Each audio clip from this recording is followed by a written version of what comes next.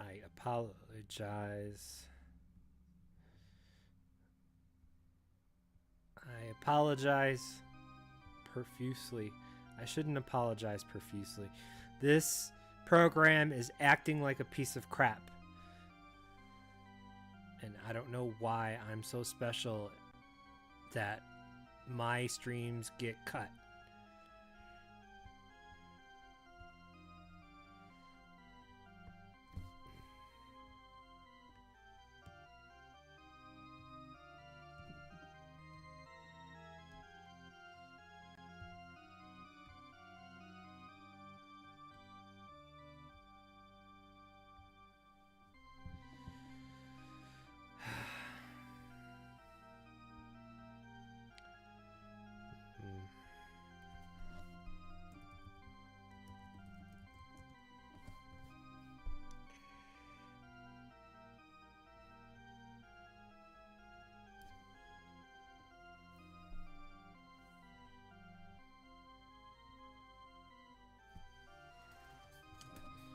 I hate the fact that I have to like get up to fix stuff.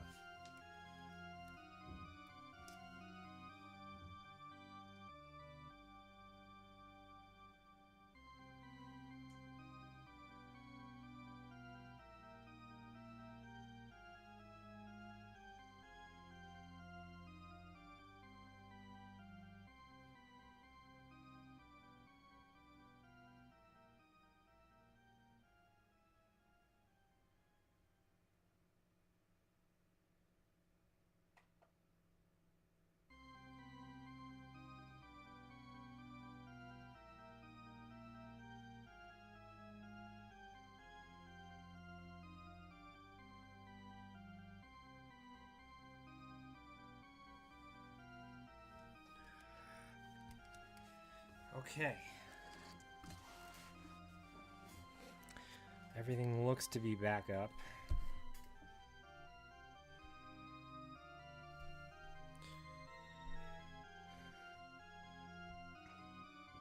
So sorry about that, everybody.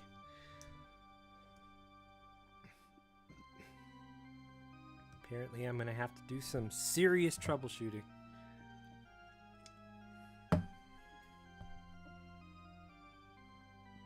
Obviously, I think it's just an OBS problem at this point.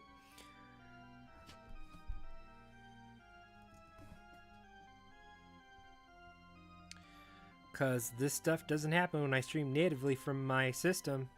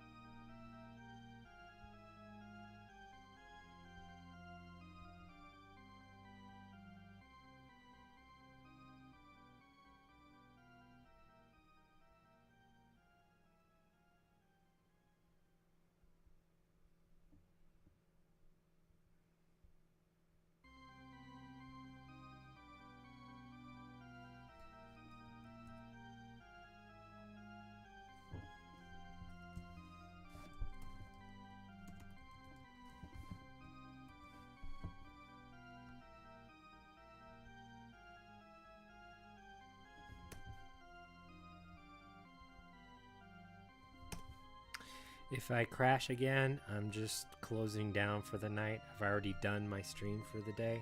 I was hoping to have some fun today, but it looks like the world has different plans.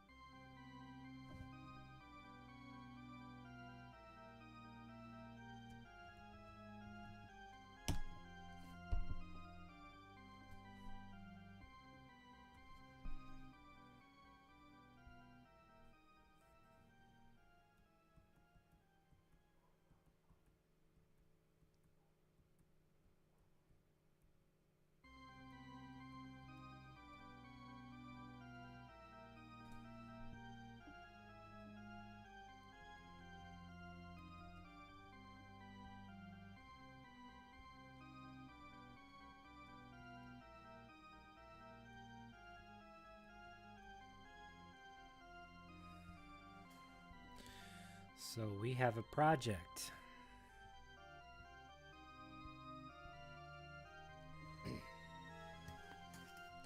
Hopefully this doesn't happen again.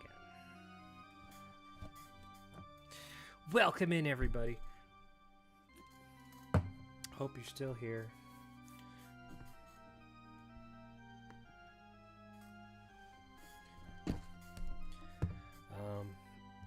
Just booted Castlevania Dominus Collection, and it's got some nice tasty settings.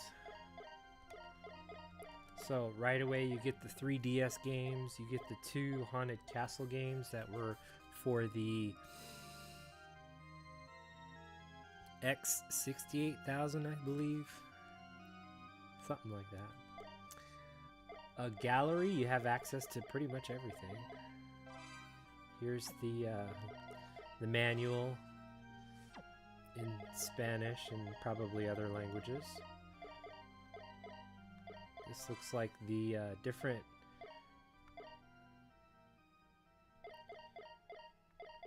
covers. That's the one I have, yeah.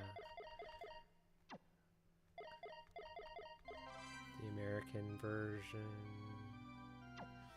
Castlevania Judgment, woohoo! It doesn't look like you need to purchase anything, as in, like, in-game, you know, unlock this by playing so many and you get so many points, blah, blah, blah. Here's Julius. So that's good. It's a good picture of Julius.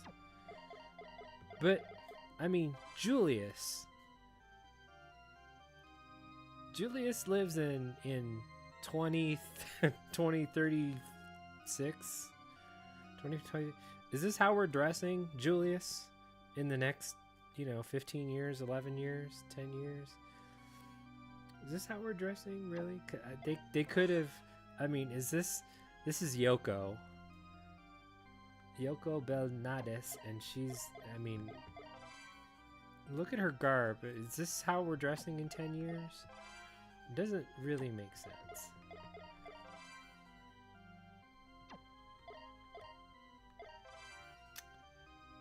Is this Dario? Now, see, this makes sense. Alucard is the only one with, like, a sense of how to dress in the year 2000. Maybe him too. Dimitri. Hammer. Yeah, but I don't see this as garb in the next 10 years.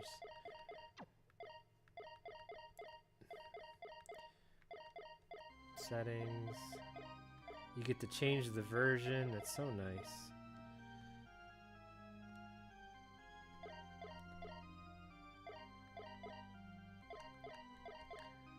So this is the main menu here, and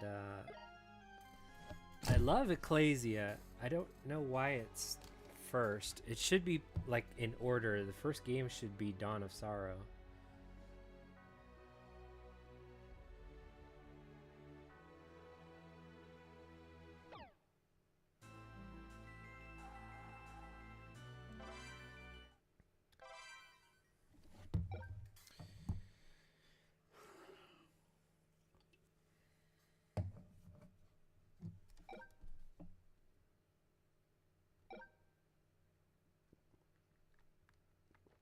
Francais. See, this is the really strange, interesting, funny thing about this game. Somebody must have copied somebody must have copied my idea. This is exactly the same view I have for when I play DS games on this channel. I have a big screen and a little screen. Somebody had this idea. You can even look at my past streams to prove that I did not copy this format.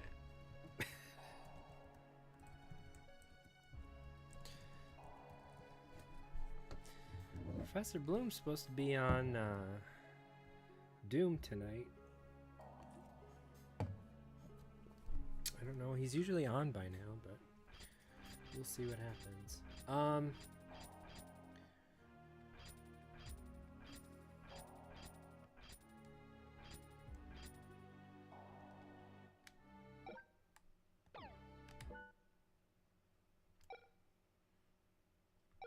Compendium.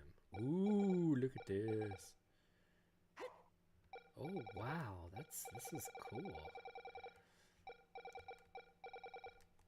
I can't tell you how many times I was playing what was it? Harmony of Despair, the HD game that came out on PlayStation 3 and Xbox 360, and my friend Karan and we would be playing this. I told him all the characters in this game are from all the handhelds, which he didn't at the time get a chance to play. What's interesting is that I wish we had something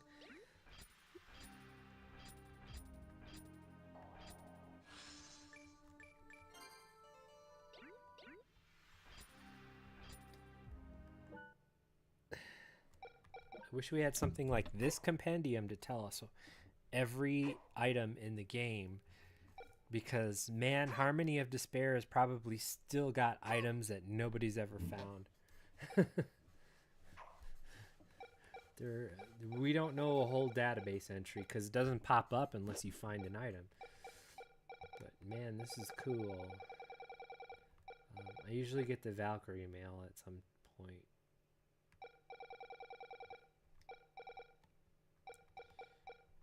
I've never seen this one.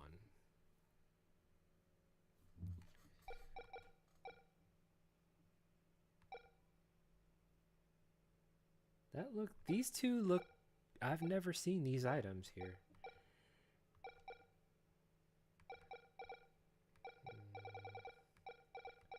They must be really rare drops. Pins, okay. What are other settings? Oh, you can even change your screens. Look at that.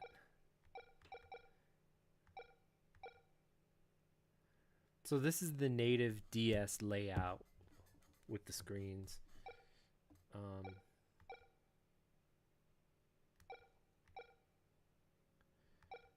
We'll just keep the native color here.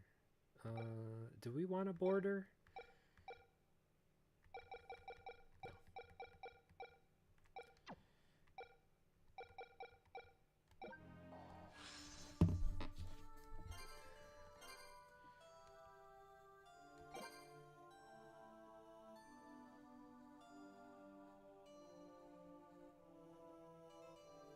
Yes, so when we get to Dawn of Sorrow, I wonder if they want us to draw the glyphs, because that's going to be a little crazy without having a stylus and exact touch controls. That was hard.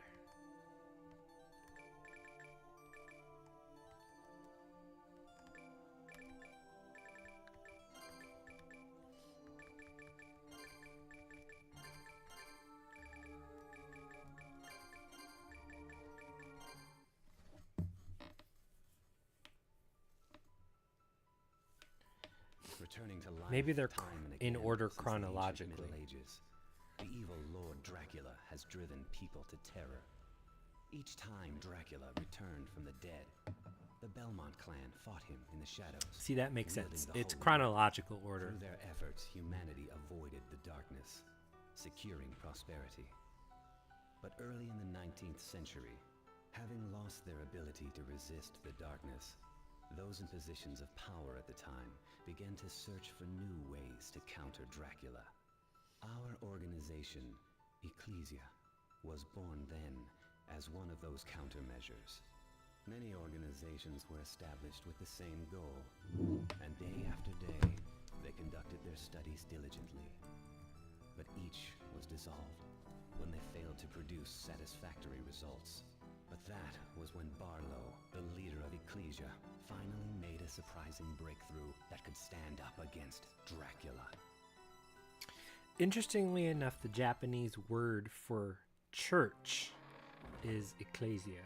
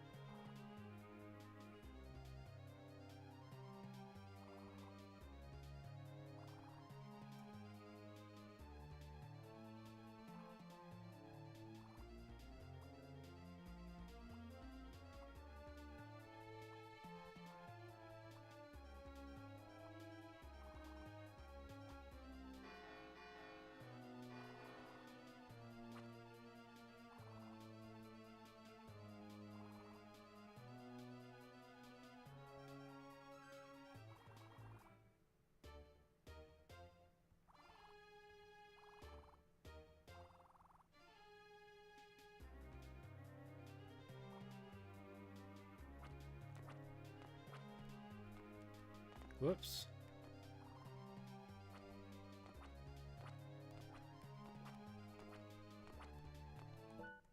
Oops. There we go. Just getting used to the controls.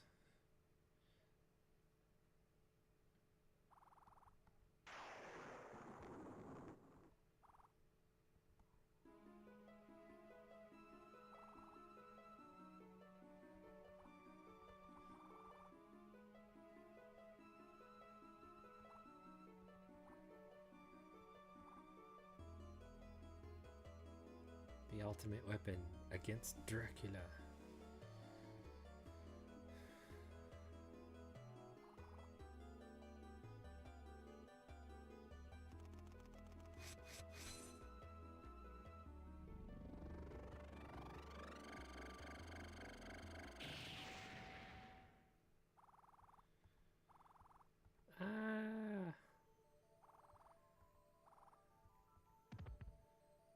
Flop.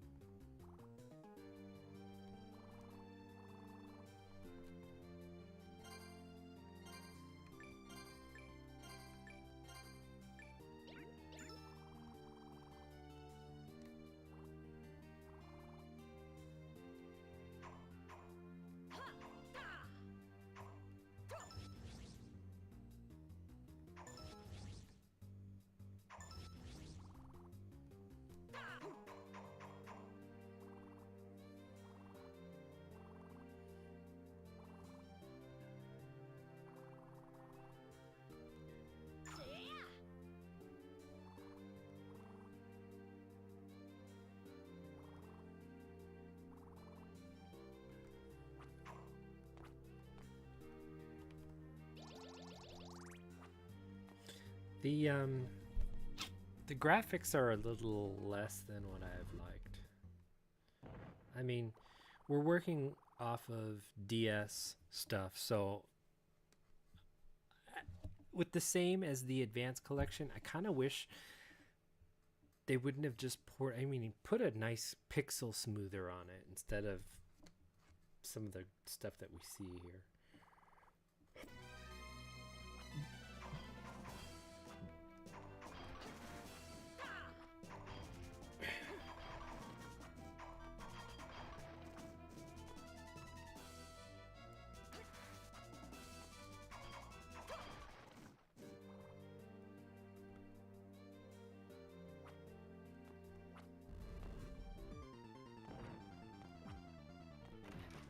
Record 5.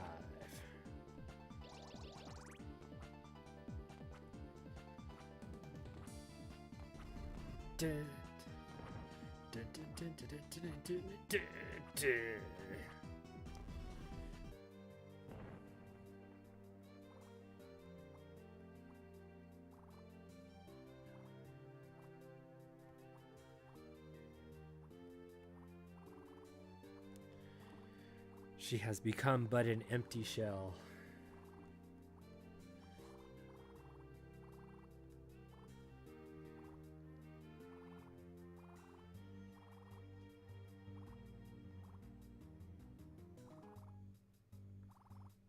been a few weeks and Elvis still hasn't mastered it. I mean, pretty sure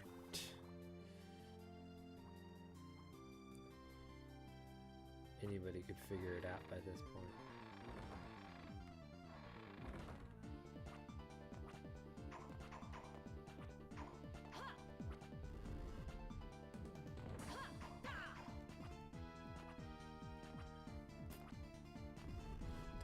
Always come back and get that record.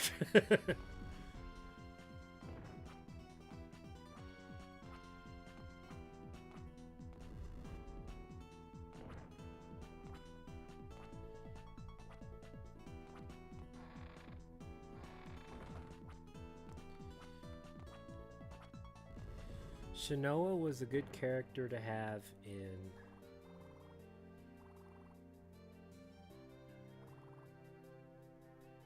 Harmony of Despair. She had some really good spells.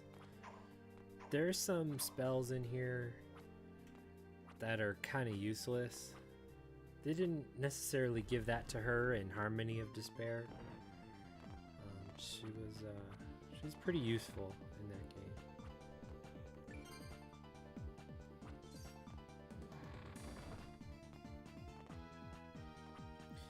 This is one of the good things and bad things about this game is that it's sectionalized. You start off with this nice big map. There's about 18, I think, different places you can go eventually once you unlock everything. But most of the places that you go are kind of small. So this being the second game that came out on the DS, the first being Dawn of Sorrow. Dawn of Sorrow just had one big map, you know, like most Castlevania games do.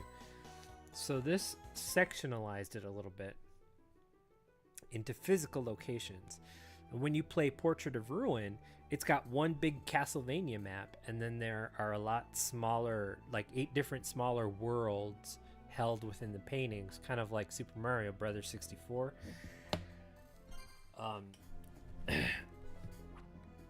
So you could see the process of evolution there. You know, you have one big map, and then you have smaller maps, and then you have a big map and smaller maps. For the last game, it worked out pretty good.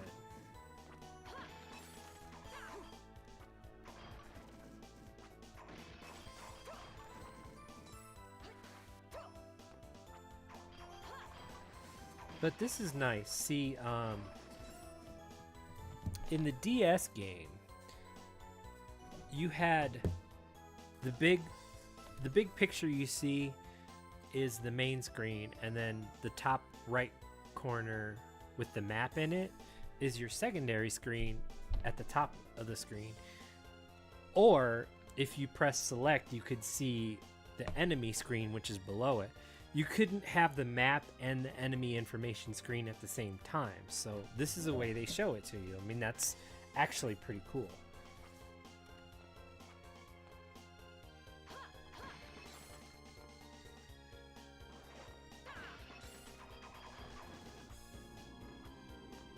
Zombie, zombie, zombie. Okay, that's the warp point.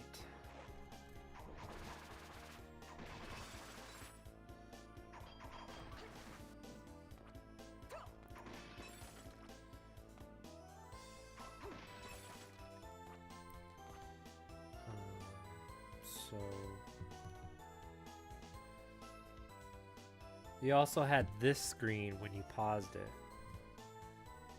In the following game, Portrait of Ruin, I hope they keep this where you can see 3 screens, because it shows you like how much experience you need next.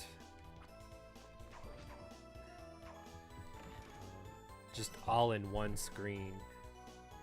So you can flip it like that. That's nice. Also, you have your map screen here, which you can take these markers and mark spots in a map.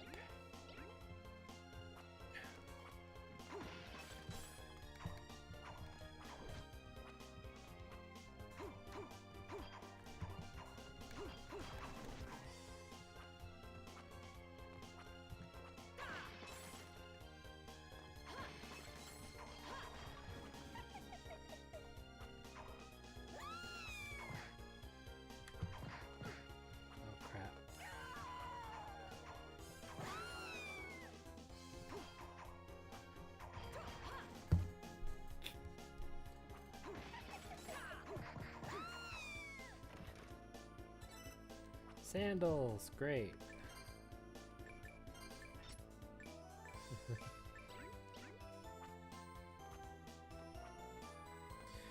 The smaller maps on here, some of them were kind of big. The last one for Dracula's Castle is pretty huge.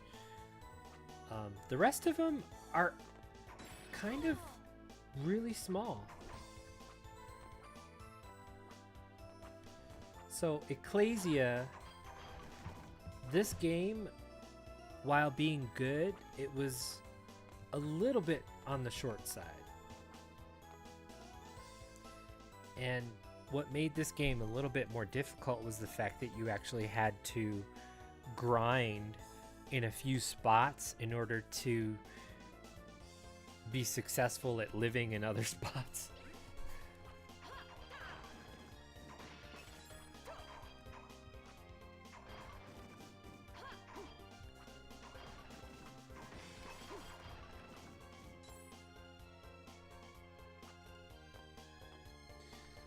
This is Magnus.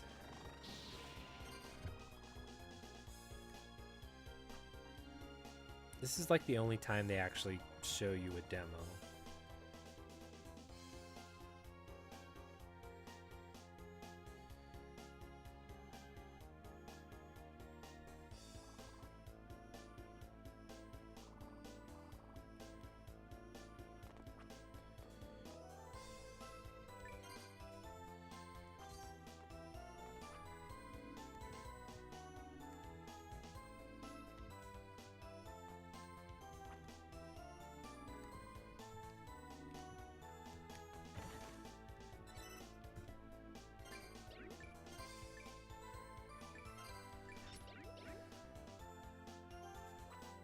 Oh, I hated this level.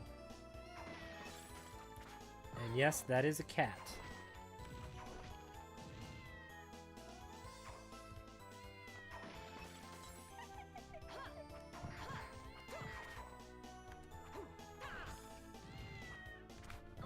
Damn it. Really?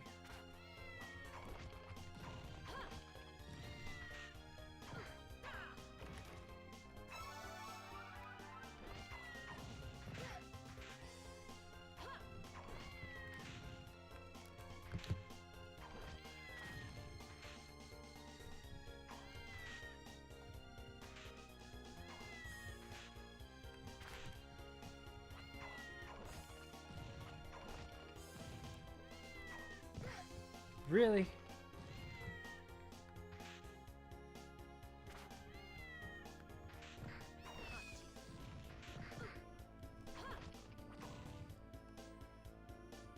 The cat thing comes up later.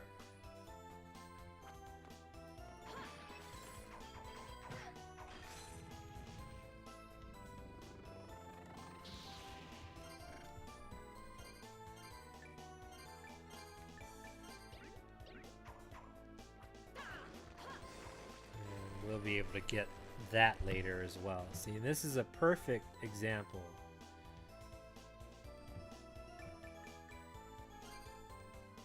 of being able to grab one of these.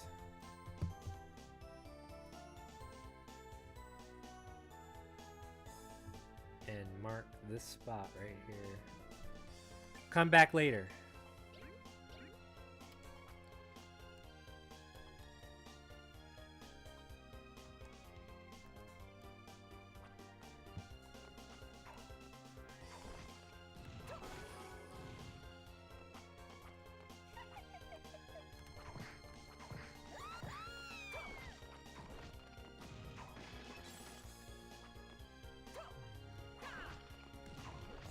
As well as getting this chest later.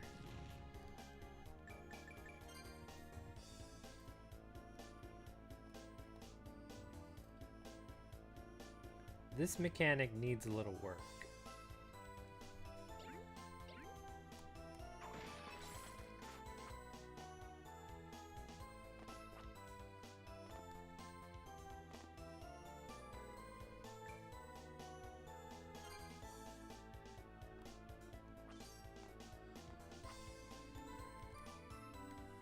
There is one spot that I absolutely hate in this game.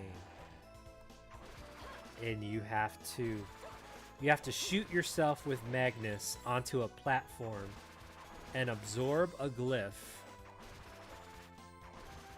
before you get blown off. And there's no way to cheat it. You literally have to be like on a frame exact thing.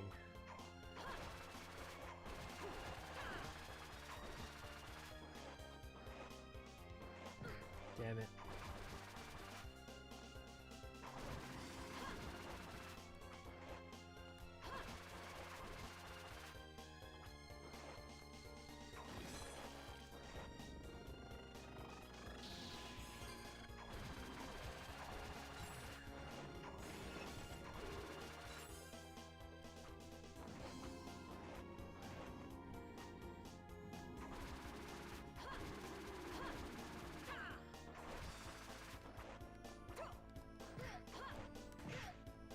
Ah.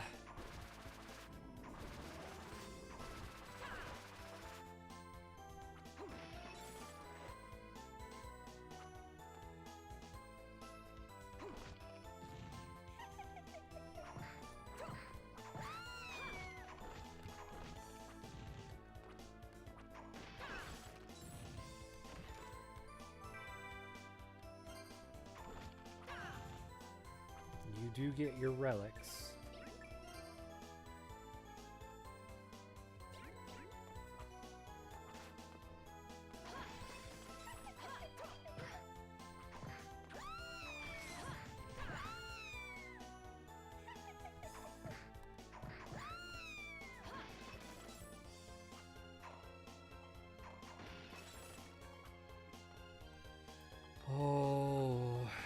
To remember everything in this game. Cotton thread you need for later. Damn it. Crap.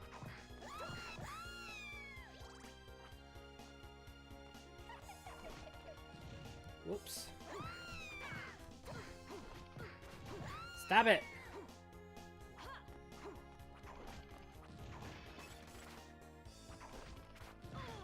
Oh, you bum. You bum. You're all bums.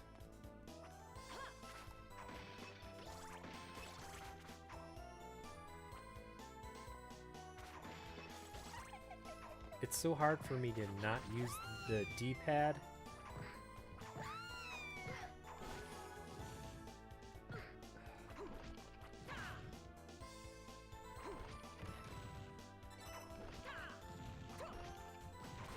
Magical tickets come in so handy.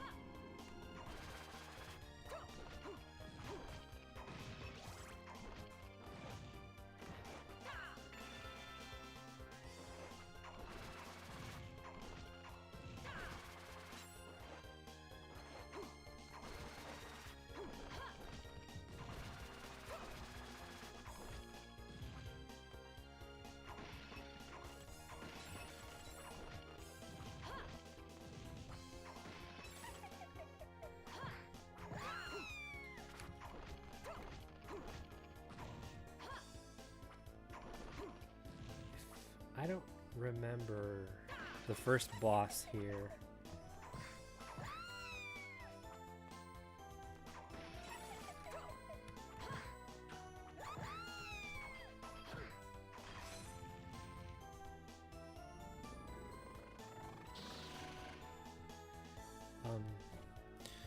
So when you absorb a glyph, you get 10 hearts, the actual glyph, and all of your stats, all of the glyph stats actually go up by a point or something.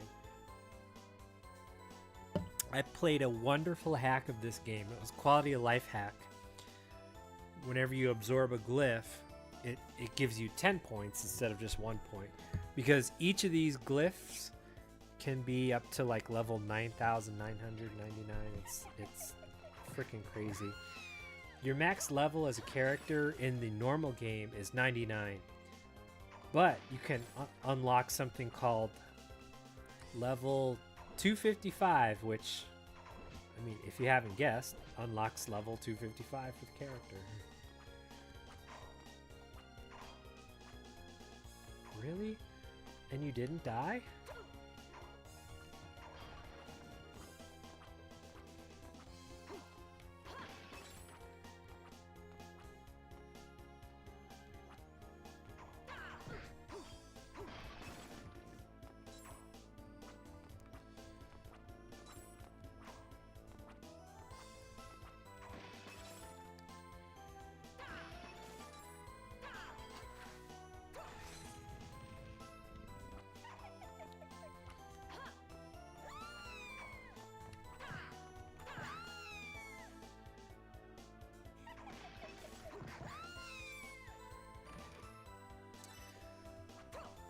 Green chests usually give you a nice rare item. It could be a usable item or something that you need to do quests with. Like the cotton thread I picked up. Somebody's gonna request like 5 cotton threads, and then you get an extra item for sale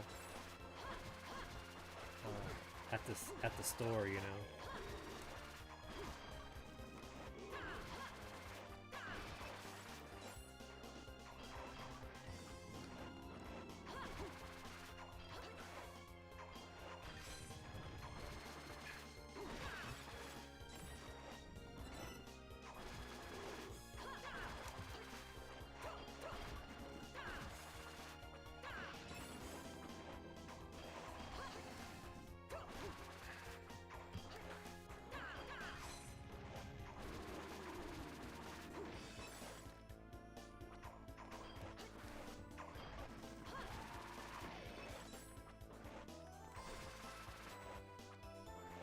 Whew.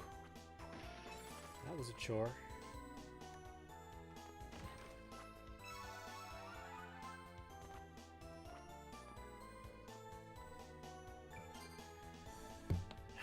Do I remember the first boss?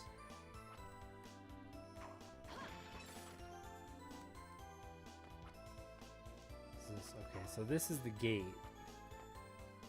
Or, you know, a teleport.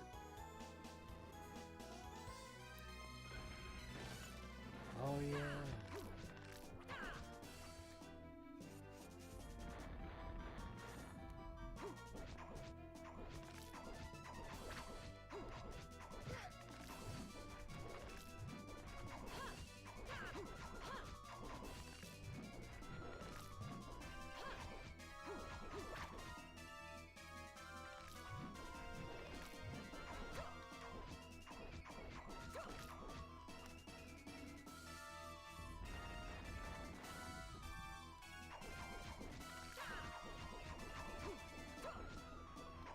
Uh-oh. What's it gonna do?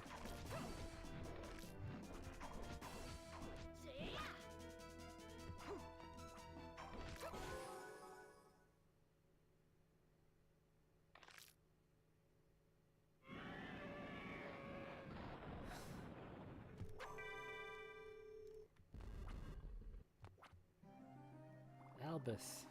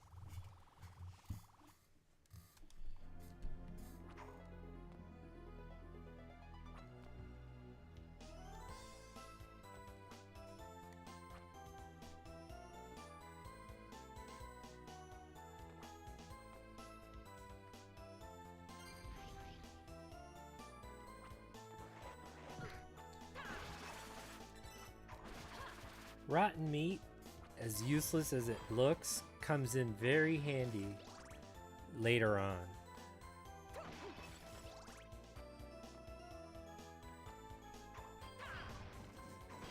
You get the item that lets you consume bad things, and you basically have like a free high potion. These things are great. You just can't eat it until you actually get that skill first. Otherwise it hurts. Badly. So, we can get to the village from here. She'll notice that it's almost empty.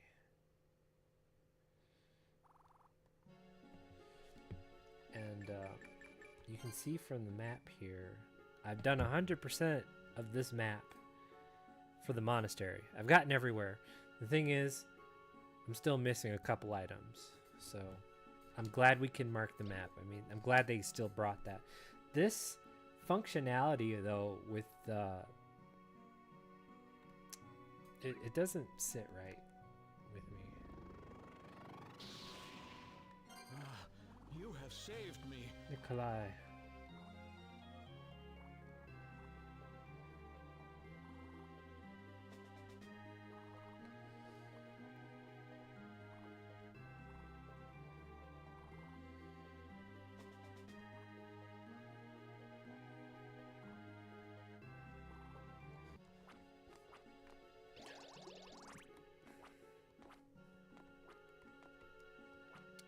Might as well go ahead and get your free items now.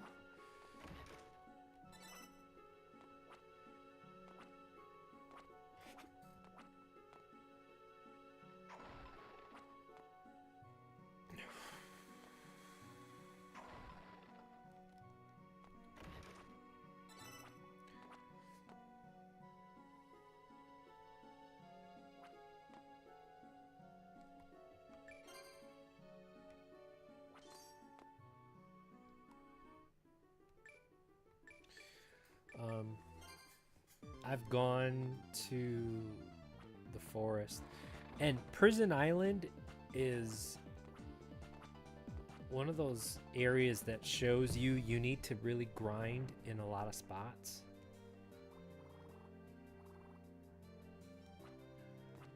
The boss of Prison Island is so intense for an early level boss.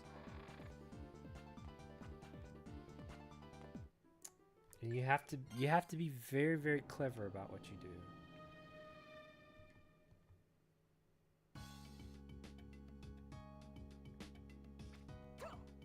Oh, I hate these things.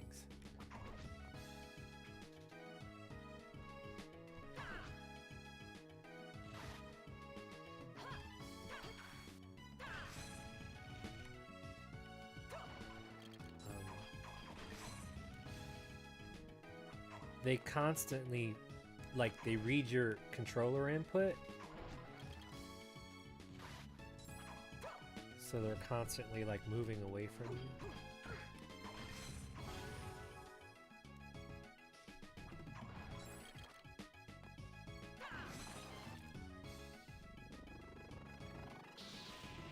Hammer glyph. Hammer's good. Hammer is, well, I don't have the glyph pocket yet, so I can't change yet. So I'm going to leave it on here for right now because these things are a pain in the butt.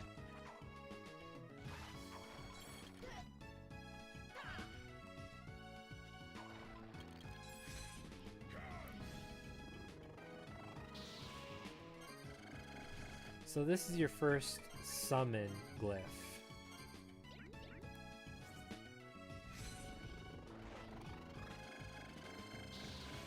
And luckily for you, this guy does not get the hint.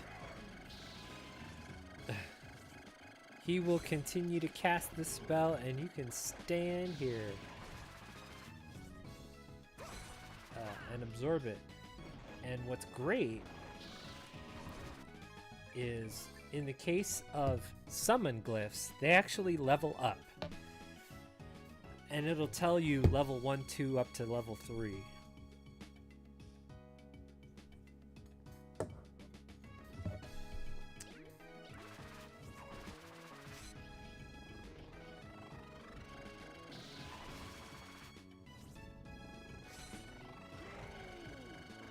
And he doesn't care. As soon as you absorb his glyph, he'll just like take off. He doesn't attack you at all.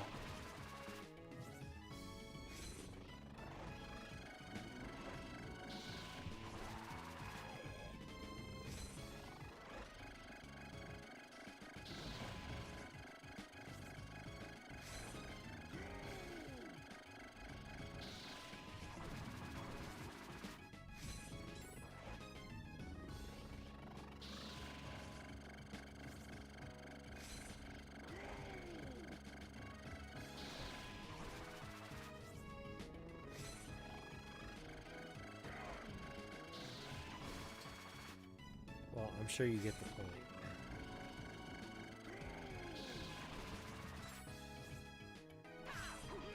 So while you're playing this game, sit here and level up that glyph.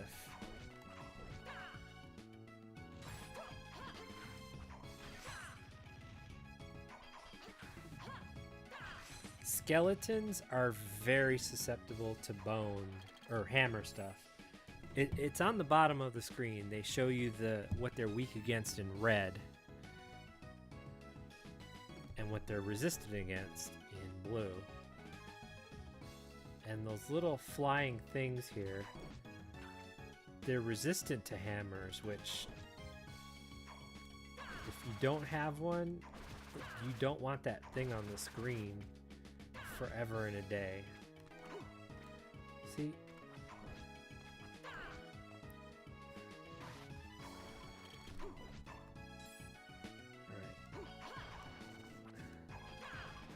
We are approaching the first axe guy.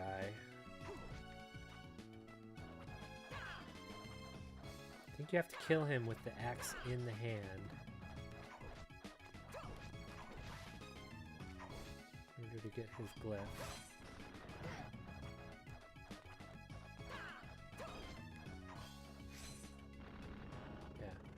Kill him with his axe in his hand and you get the axe glyph.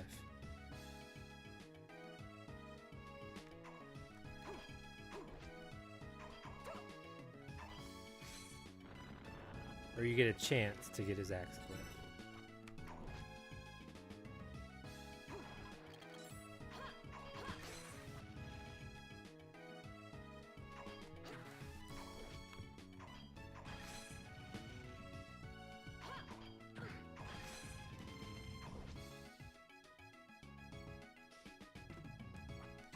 So this like long line represents this level.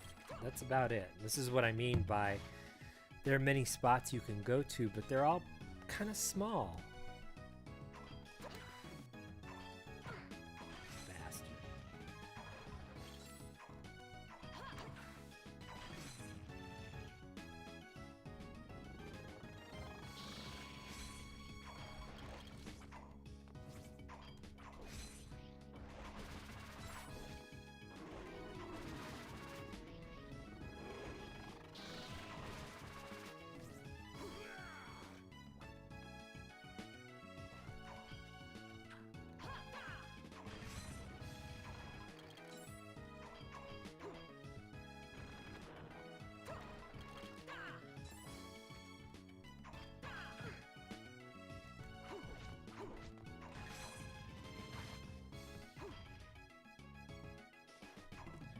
They have an enemy in this game called the Uwe Man. Okay, so the zombie glyph just leveled up.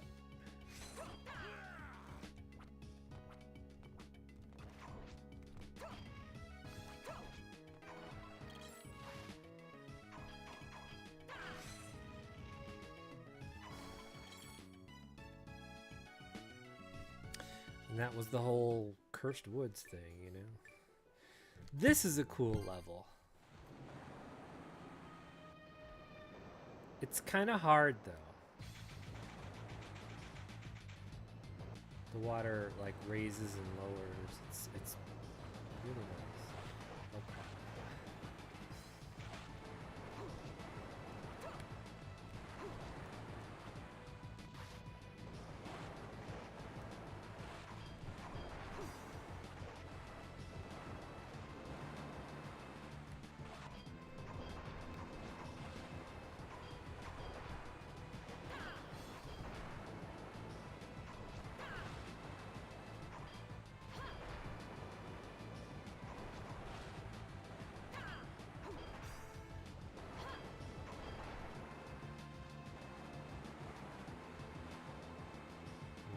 Uh-oh, here we go.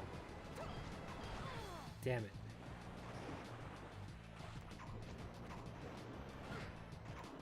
Bastard.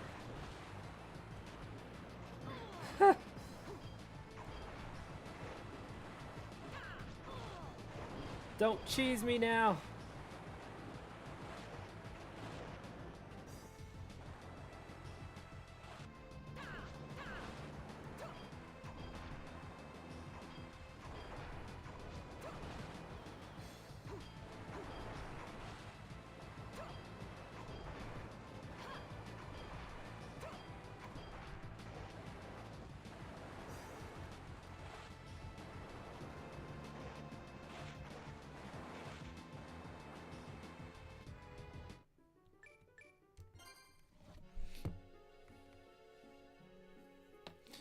The magical tickets will take you back to the village automatically. Nice save point, nice HP refresh.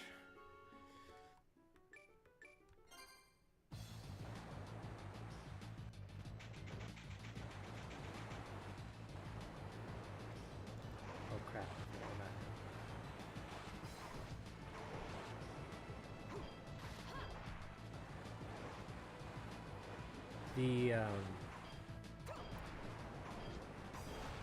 The hack I played with the quality of life stuff, it also reduced the rarity of the items. So this is like 4 stars for the needles, and it's something stupid. It's like salt, you know?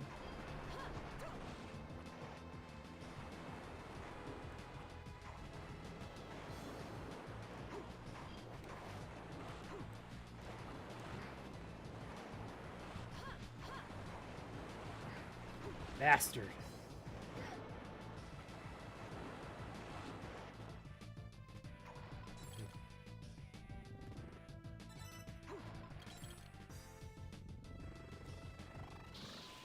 Thanks.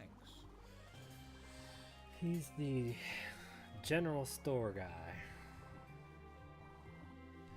And how he gets back to the village from here, I don't know.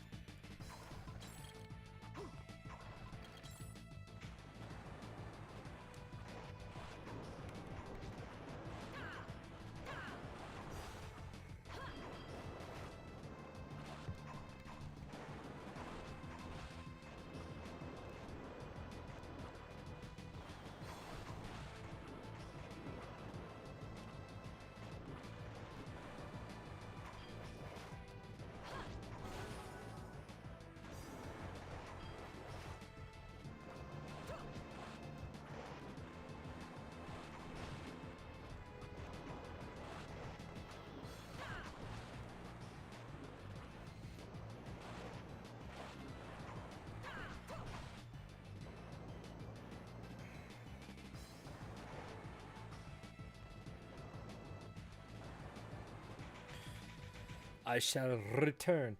Now, okay, so here we are at the prison. The boss of this is so awful. And I think you fight him. No, is it the prison? The boss at the lighthouse is what I'm thinking about.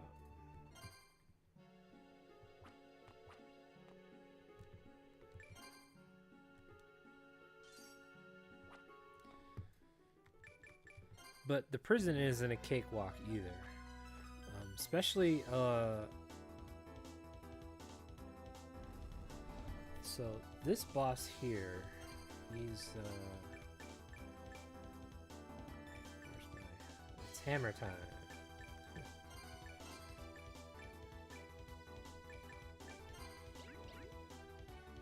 And yes, I can use Magnus. Probably should.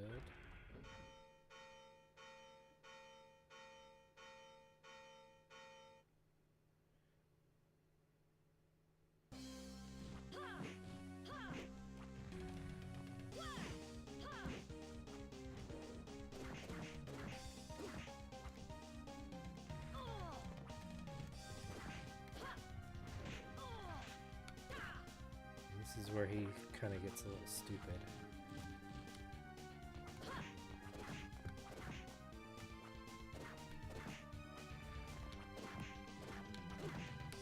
But it's obvious. I mean,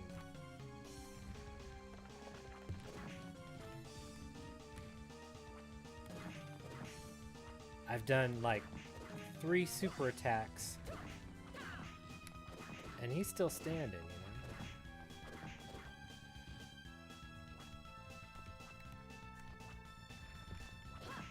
And all he does is get closer to you.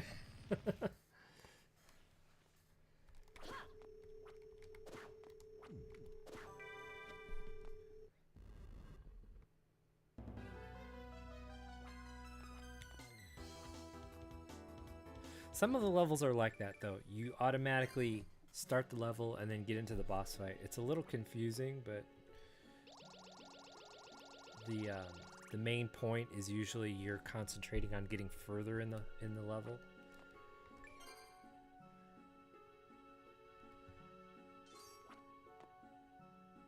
So general store guy is here. Welcome.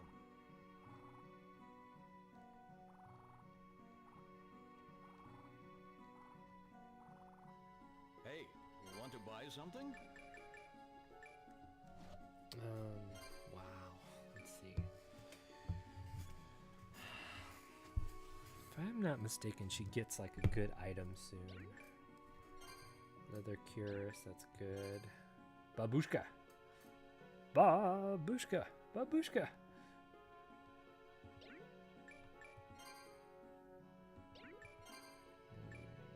Meat.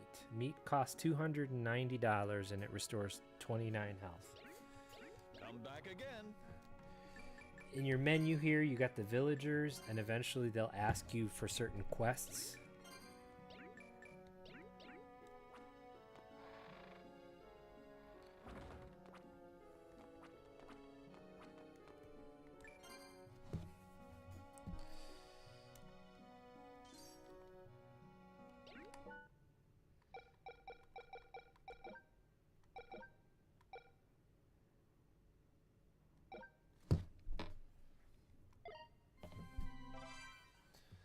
This is the 3rd game.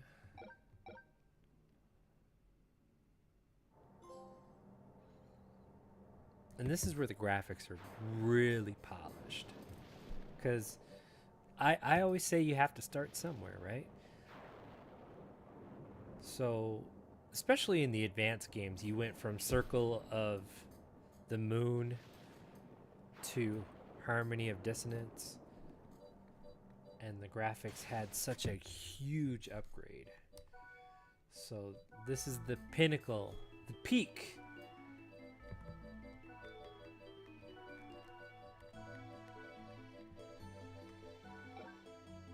I always get the blue whip.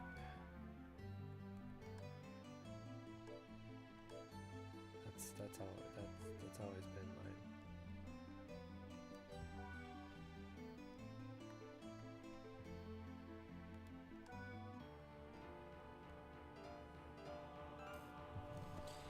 So yeah, this must be chronologically ordered.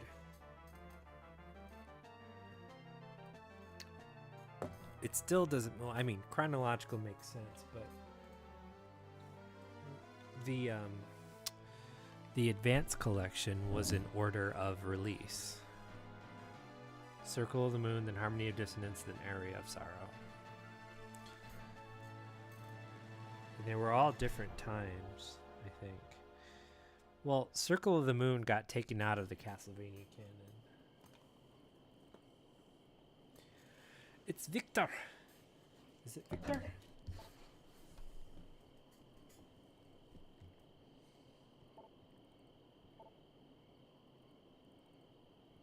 Vincent.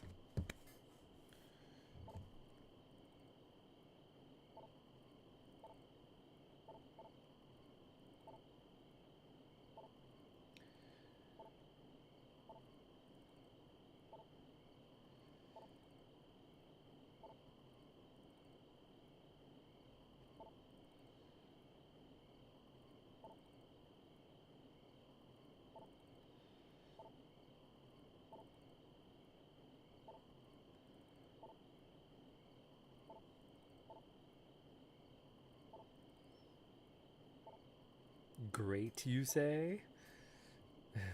Just a mere child. Check her out. She gets pissed off so much. And then she's all cool about it.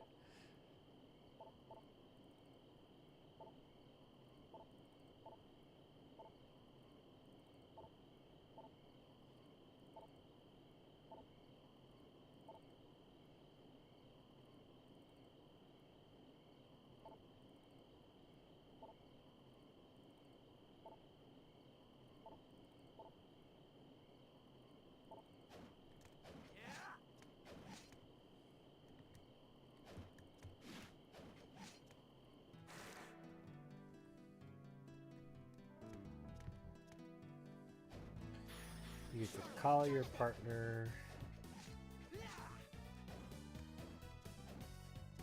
Now you get to do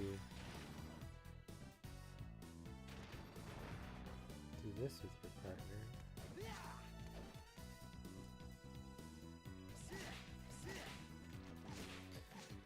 I know what you're thinking, but anytime there is a spot of regenerating zombies, don't stand here and kill them unless you're prepared to fight something very powerful.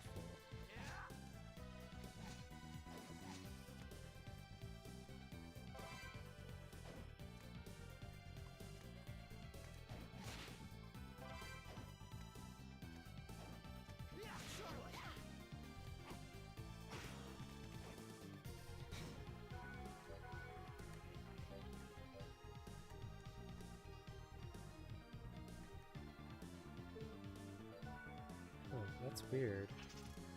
You should... Oh, okay, you can change in between the characters like here.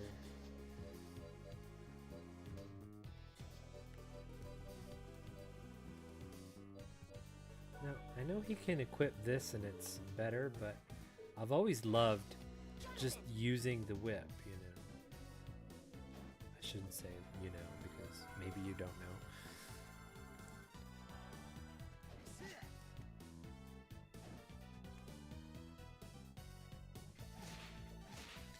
Even though the whip kind of sucks in Jonathan's hands.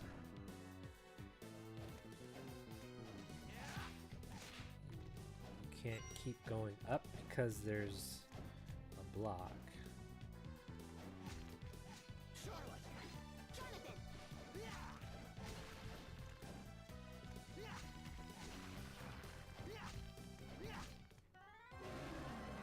Ah!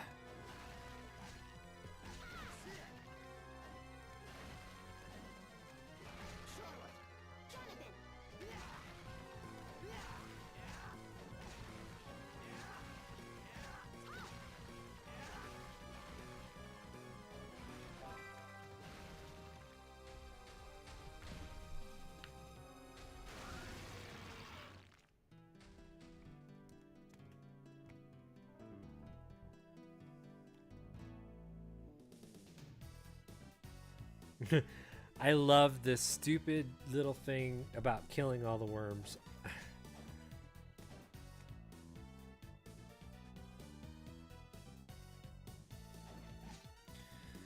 So the main portion of Dracula's castle fits in the upper screen on the right, except for a huge missing piece in the left corner, which I don't know why they decided to go with that. It looks so unbalanced. But the smaller worlds you get,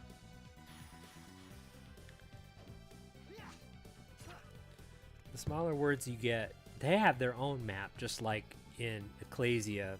You get to a different spot and it has its own map.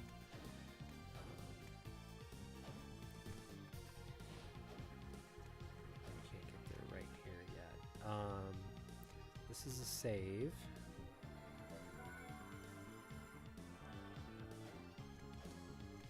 I have played these games a lot.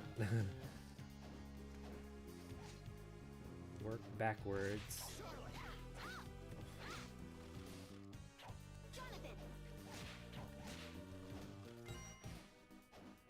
I'm used to just doing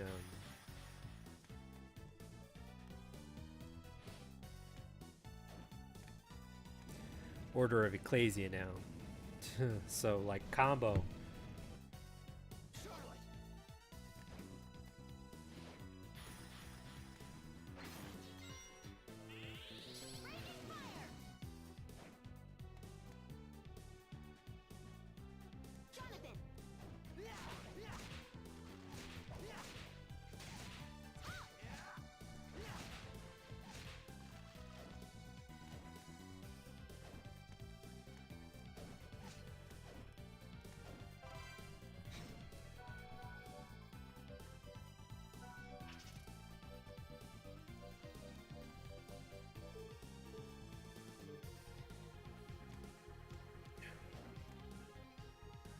Get to talk to Victor here.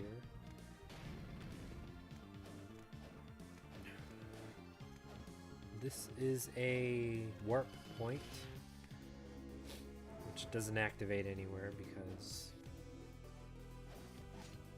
it's the first one you come across. Something's here. It's a ghost! Aye!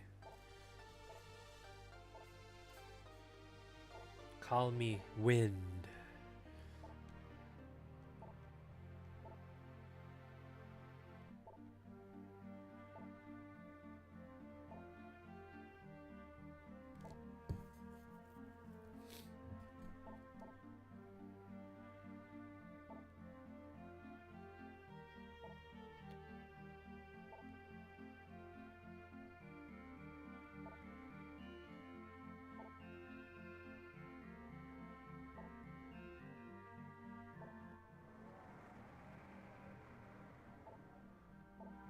Just wind is fine.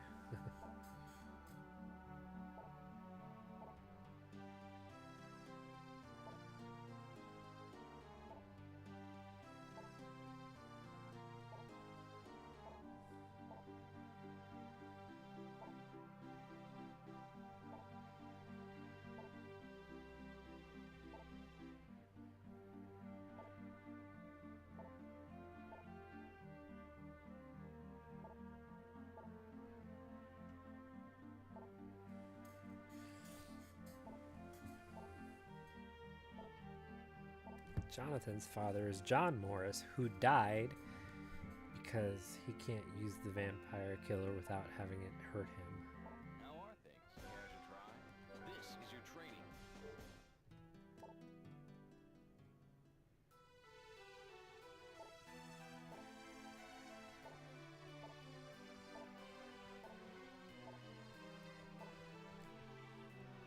I'll make you a deal.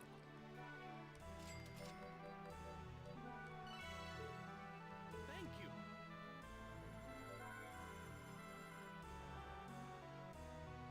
I'll make you a deal. Thank you. How are excellent.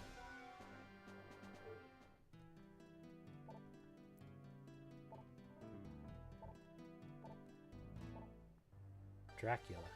Dracula isn't this castle's lord. Dun dun dun! This is Dracula's castle, but the castle's lord is vampire by the name of Browner. Browner? How now, brown cow? Oops.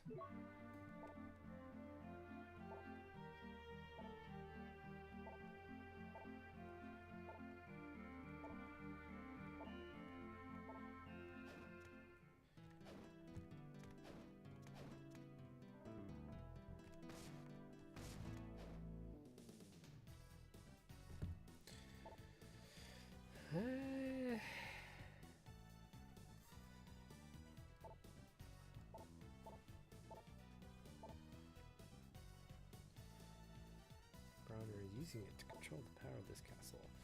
Rip it to shreds. Anything will do what I can tell based on theory of the curse. It's a multi-layer pseudoscience barrier. Talk about some WashU stuff, you know?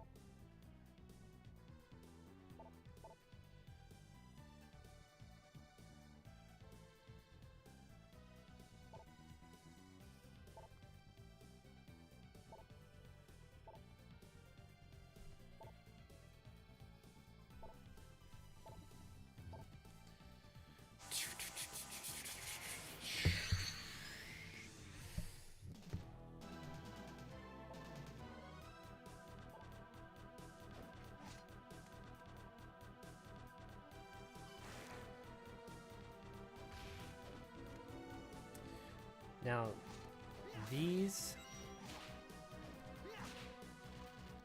smaller worlds are actually fairly big.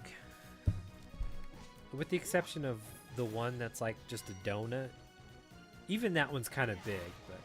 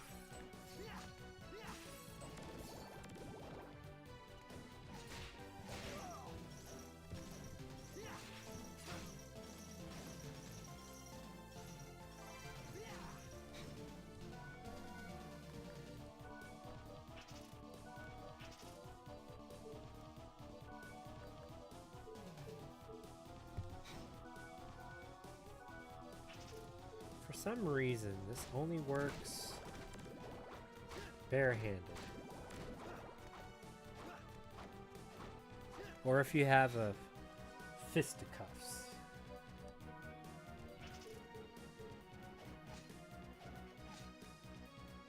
But you can come back here and get like an extra item by doing that. You can beat the meat.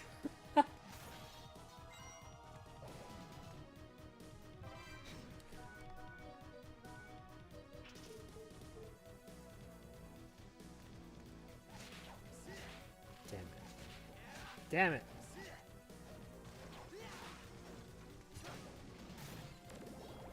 Okay, so Jonathan's skills. You can only level up your skills, master your skills by using them to actually kill something. You can't just throw it out, hit something. It doesn't work on hit. It doesn't level up on just hit. You need to kill.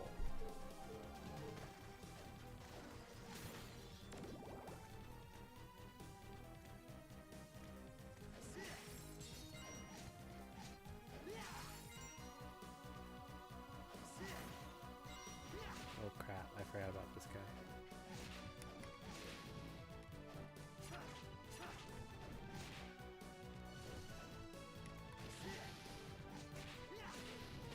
Ah!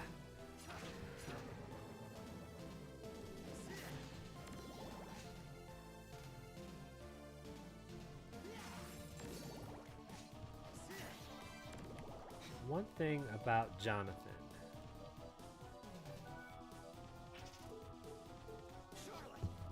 Charlotte always levels up her MP faster than Jonathan. But she's kind of a weak character physically, so I usually try and get my MP drain on.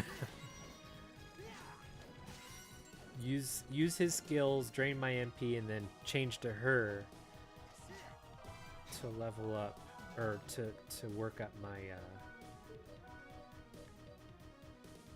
MP. Let's see. She's gonna need intelligence to master her spells. Now these give you money.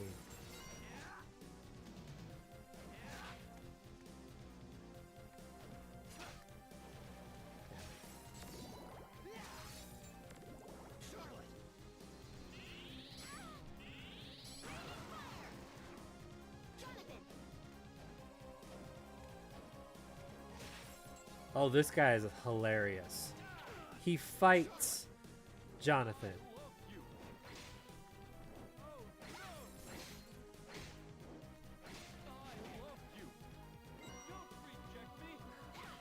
Oh crap.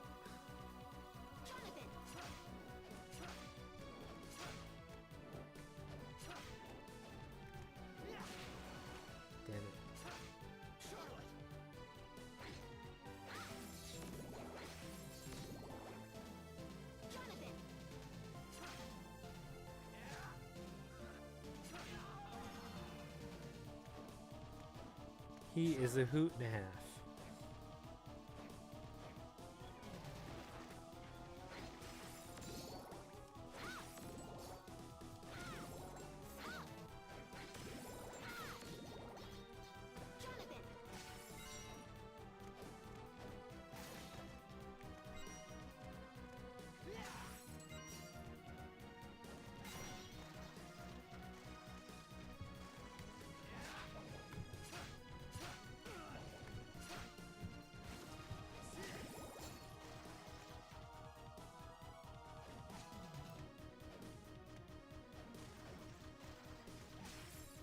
I don't think it's this.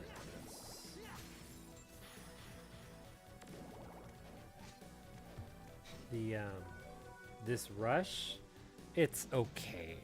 It's your beginning. It's your beginning one.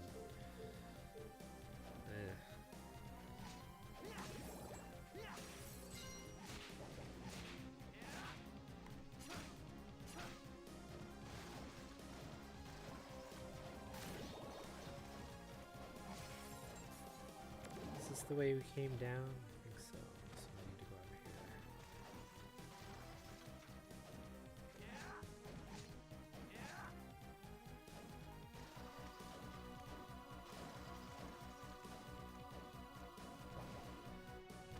here. Damn it. Damn it, Jonathan. Did you have to do that?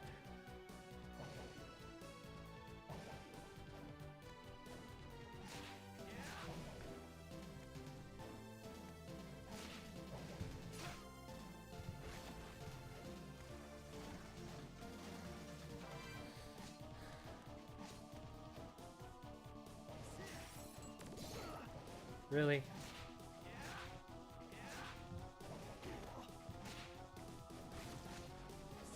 I was pressing up then.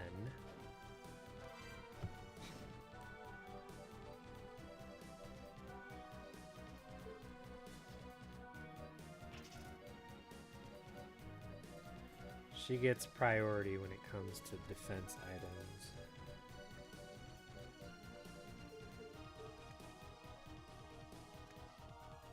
Oh, great.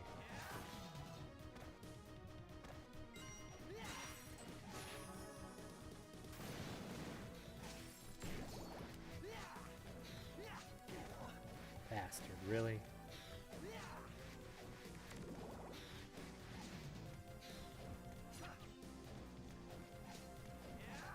Yet another enemy that reads your controller input. So, screw you.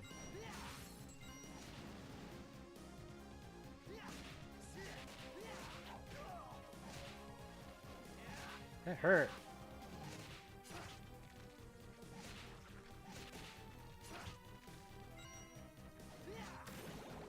Do not stand out here and kill all these zombies.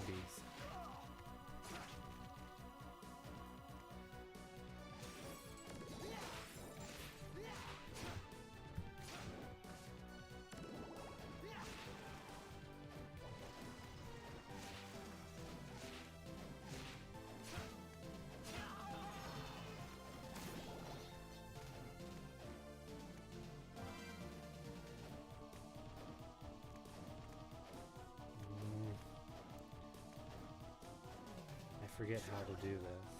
I don't think it has to do anything with her. I think you have to like double jump from down here.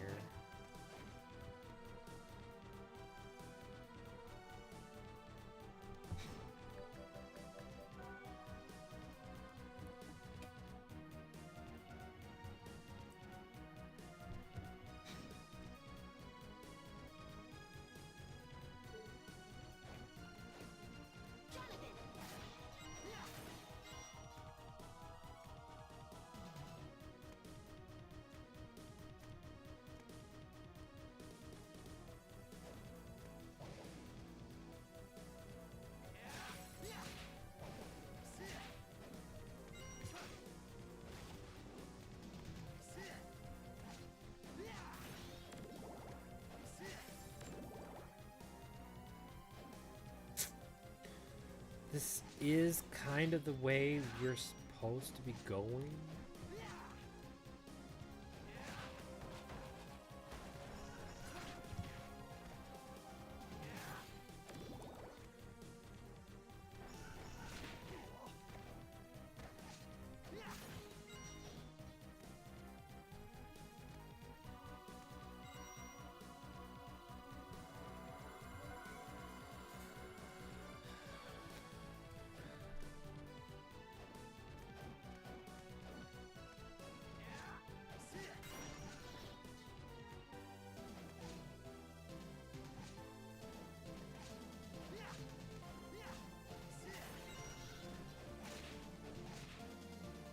Now this enemy, he holds a great item. It's the Eye for Decay, so you can see all of the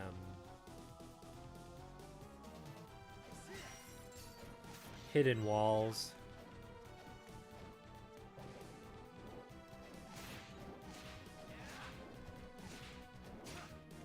Damn it. 1, 2, 3,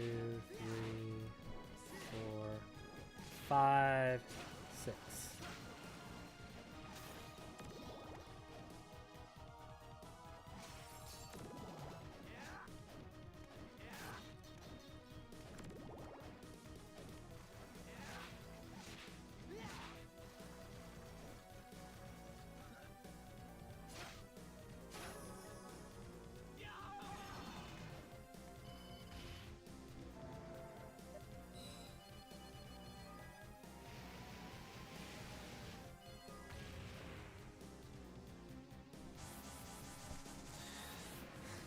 What they don't tell you is you can just automatically go right back out of the painting. You don't have to like stay there and kill the boss. I'll make you a deal. Will you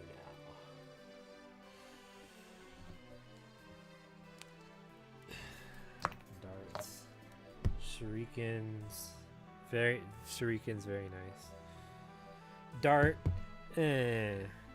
Rock Riot. The Master Ring.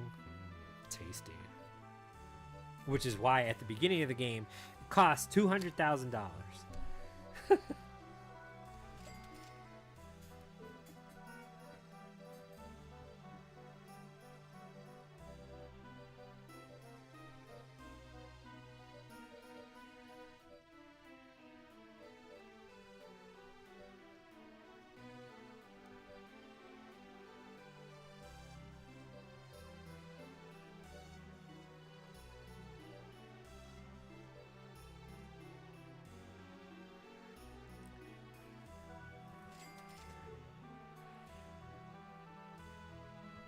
you.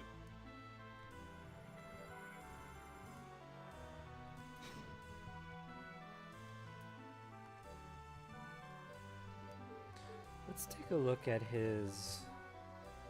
See, 24 out of 300. The knife is one of the easier ones to level up. But man, if it just isn't so annoying. Which is why I like to work on the shuriken.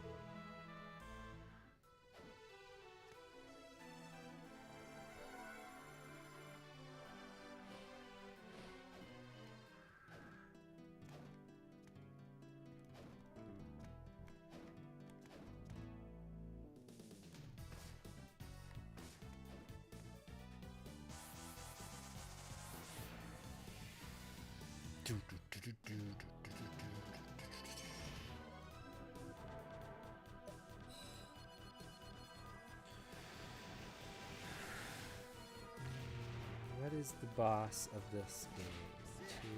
2, 3, 4.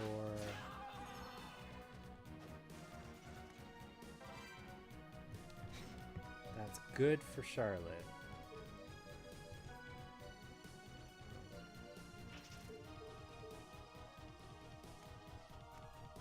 I think at a certain point. Okay, this one's the one you want at the beginning of the game.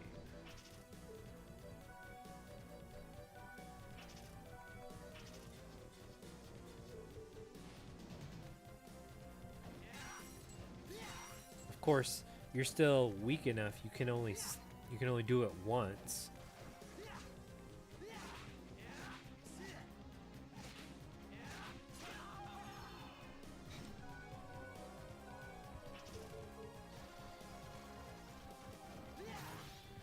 The animations of the sub-weapons also change as they get mastered. So right now you're throwing 2 daggers.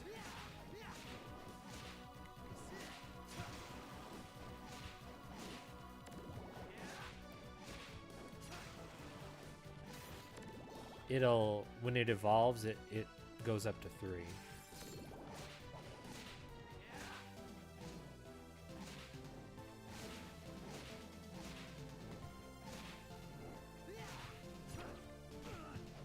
Really?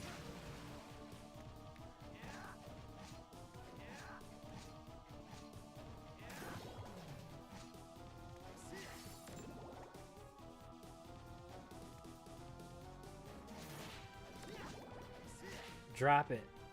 Drop it.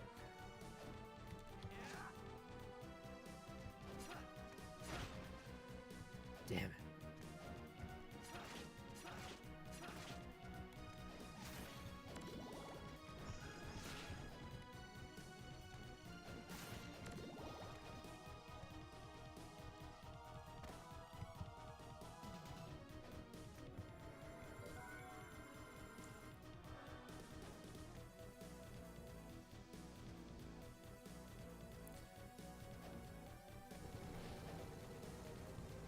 Are you ready?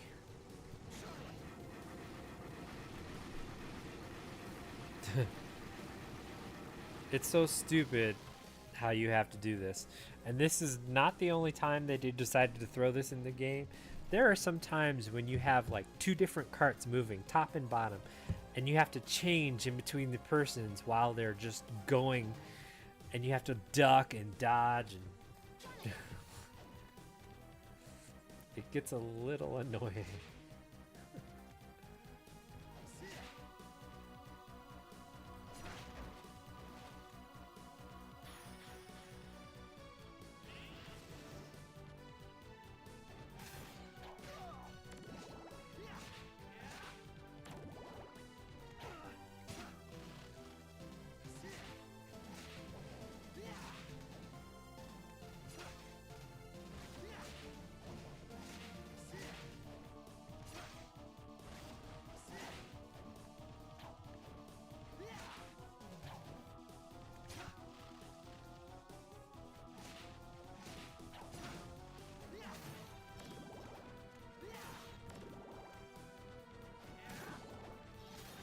This is, I think this is the end right here.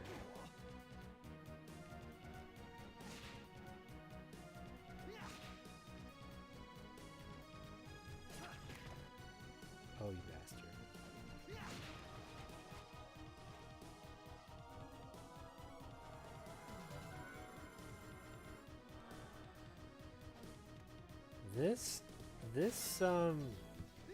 This boss right here is also pretty intense.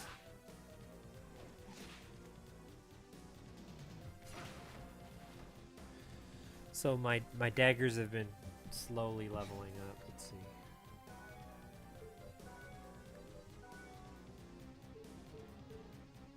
It's going to take a while no matter how we do it.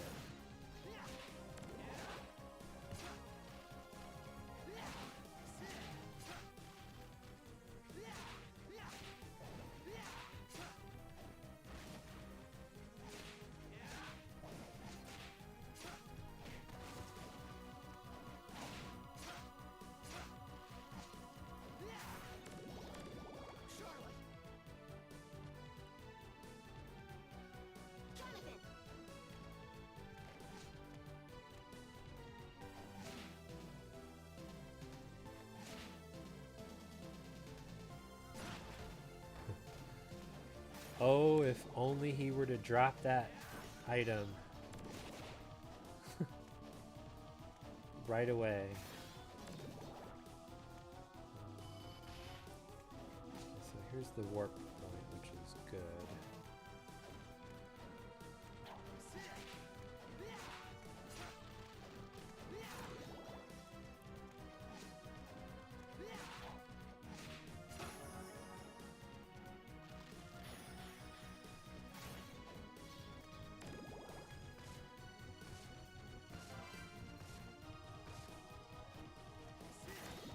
So right now it shows you can go up. There's this little spot right there, but you can't do that yet. And it's not because you can't jump on this. It's because there's a freaking there's a cart. There's a carriage right above that spot.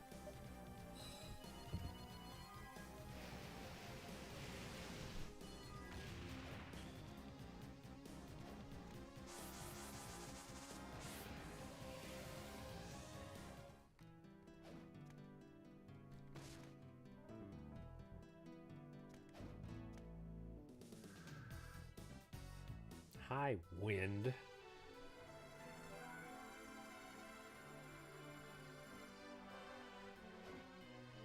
So now I can actually cast my spell at least once.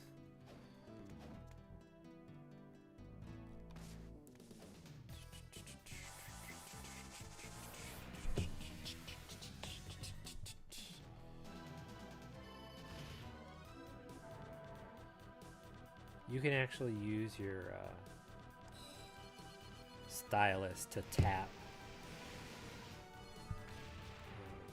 They did some pretty innovative things. I just like to see what they're gonna do in Dawn of Sorrow. I'm just cringing because that was very stylus heavy.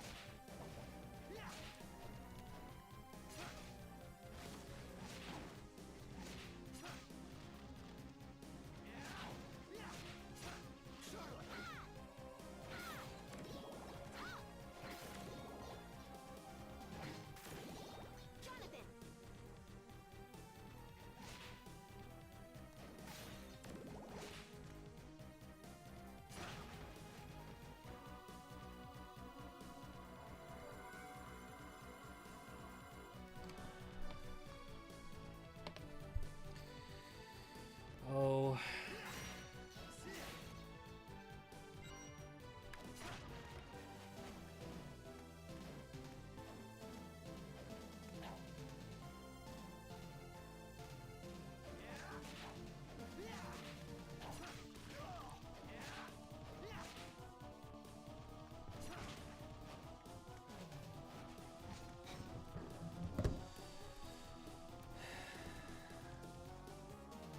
Today's been a good day. Shout outs to a lot of people today. Did I get everybody? I don't think I did anything for Minerva.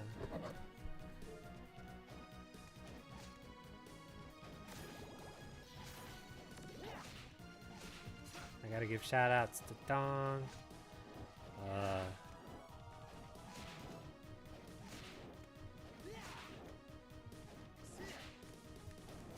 My channel, a lot of my channel's followers come from Midnight Sumo, Minerva, and Dong, and I'll be forever grateful.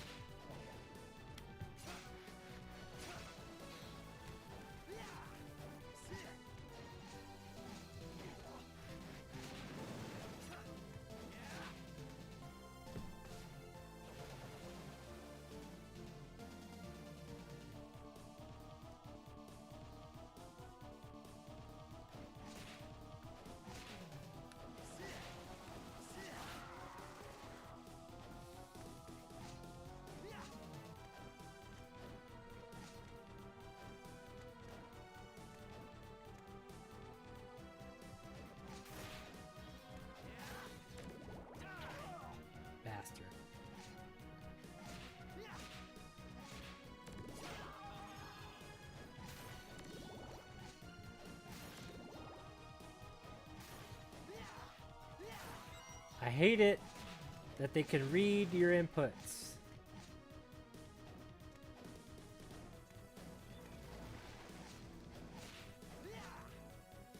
Fine, whatever.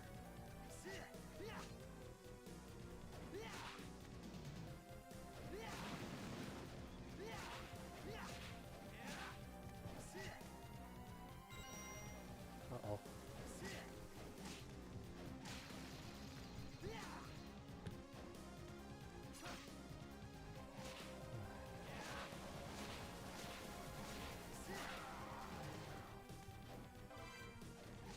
Those nun shoes right there were some had the hardest time completing some of these quests because I keep forgetting about the nun shoes. Remember this spot, everybody. Come back, do it on your first run, get the nun shoes. Trust me, you'll save yourself a huge headache. 2, 3, 4, 5, 6, 7, 8.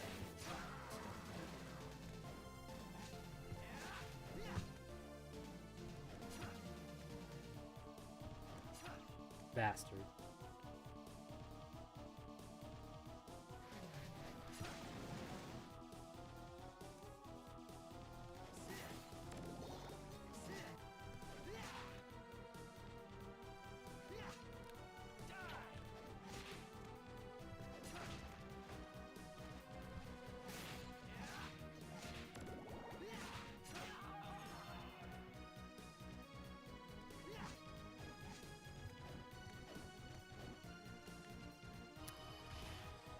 This is the end of the level right here with the boss.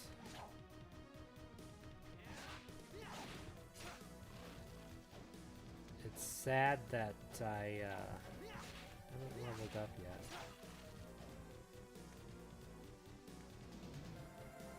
I'm just about to level up.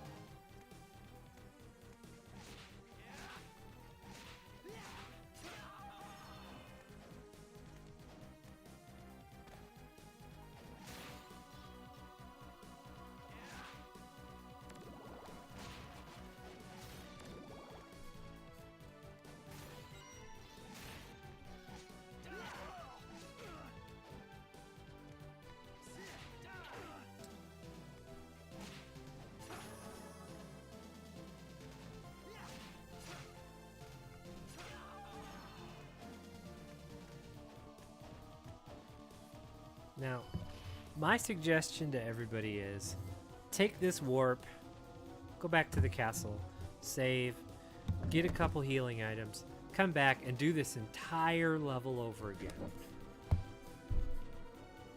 Just, if anything, just for the experience points.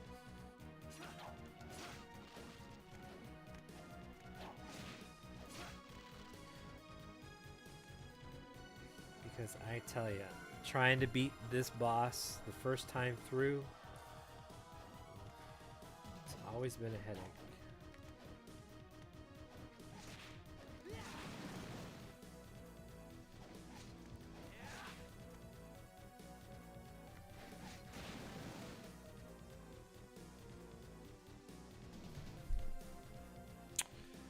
I'll try it. I can't guarantee that I'll. This is such a horrible battle.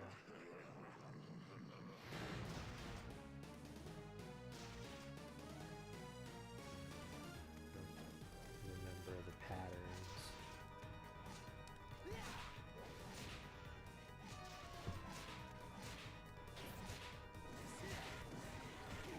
This is why.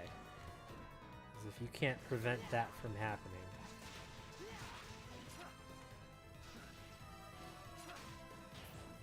Right there. I'm dead.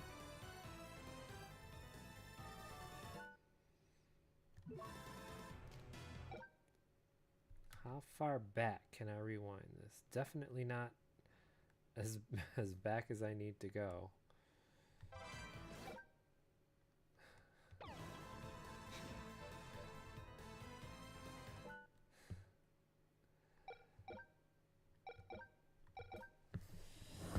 Hey Thora, how you doing? Is this one of the evenings that you're not working?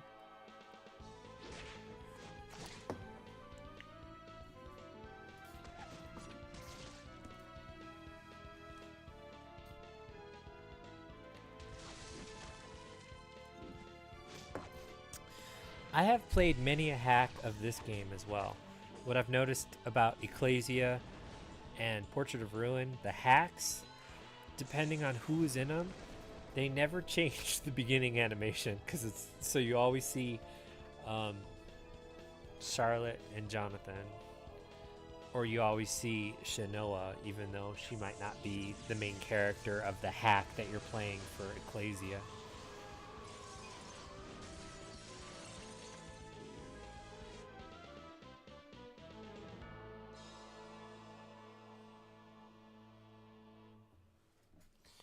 Broner.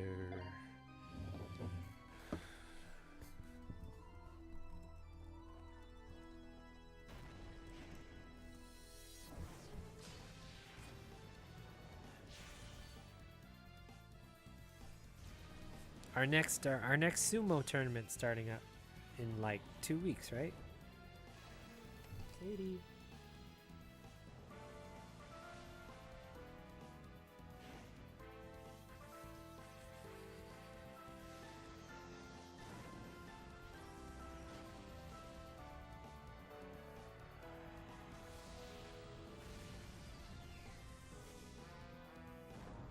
One and a half weeks, yeah.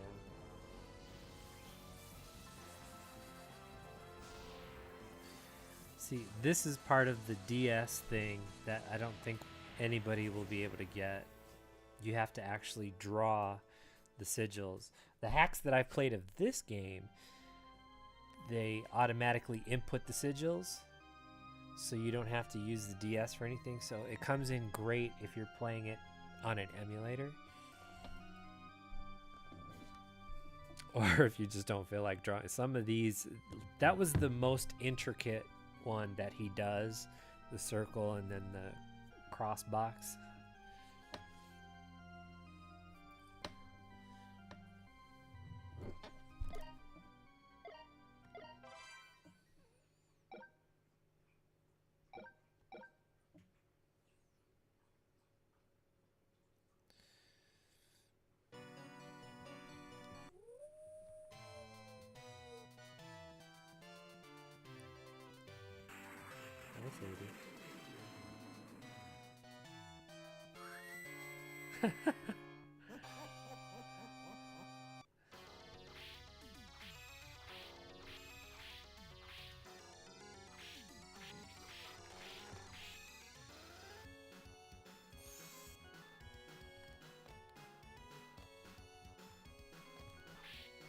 Oops, come on, come on. Don't cheese me like that.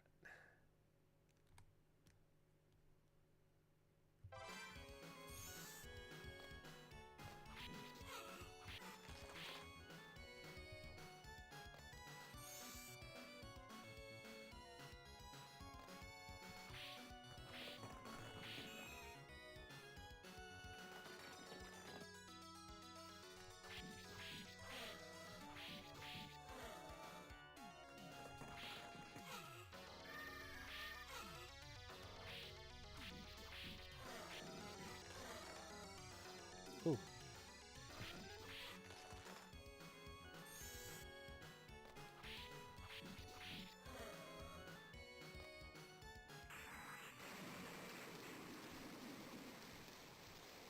I think you have to like not get hit.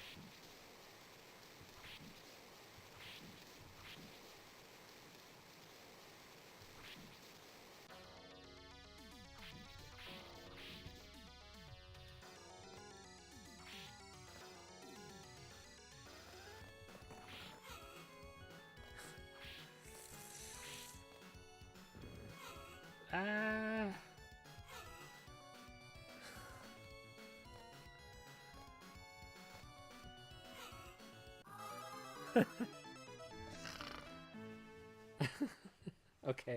We played it. No.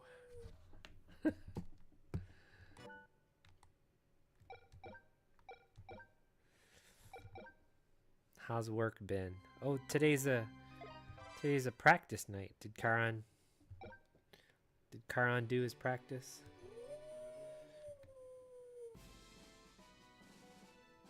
Oh, now we're in widescreen.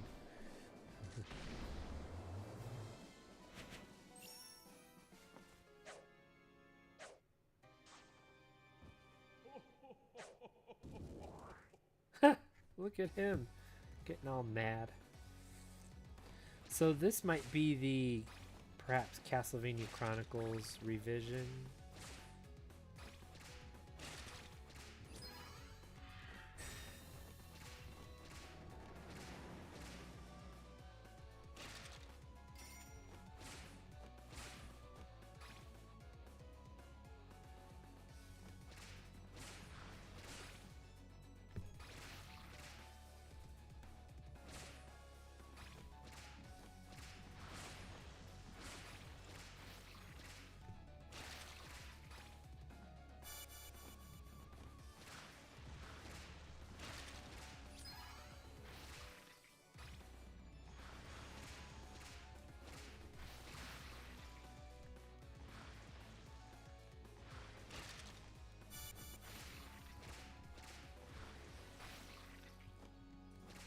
Oh, okay.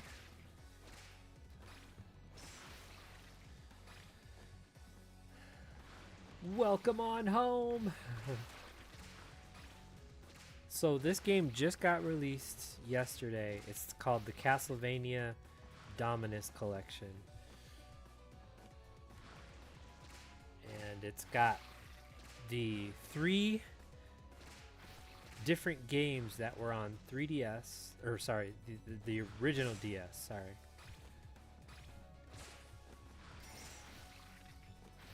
So it's got Order of Ecclesia on it, which is awesome.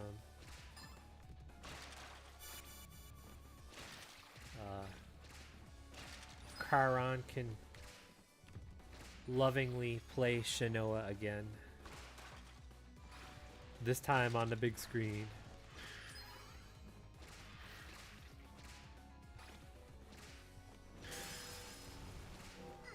Oh crap, what happened? What the heck just happened?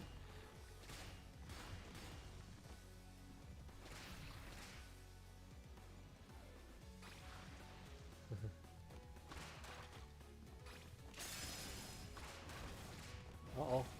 There's raising fire. Raging fire. Raising fire. Oh, I see. You get the orb and that's how long your power-up can last, huh?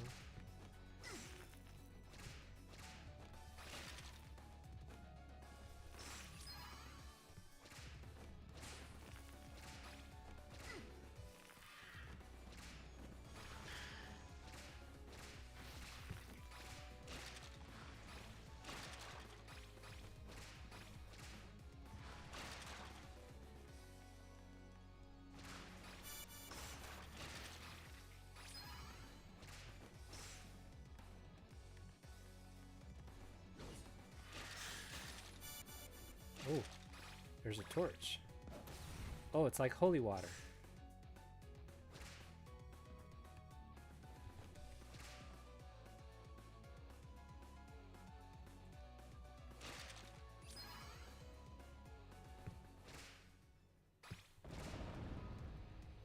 It's Medusa!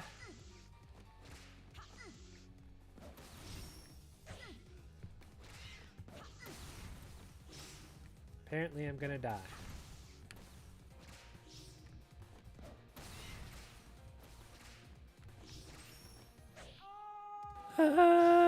Waukegan! Waukegan!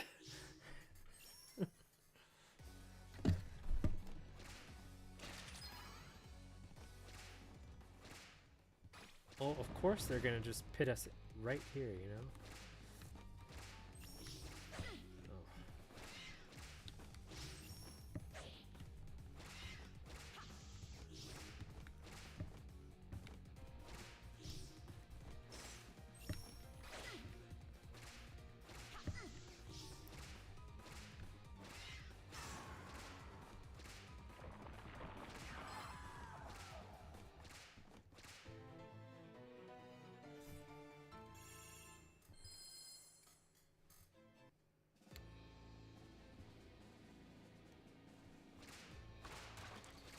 I'm not used to going this way.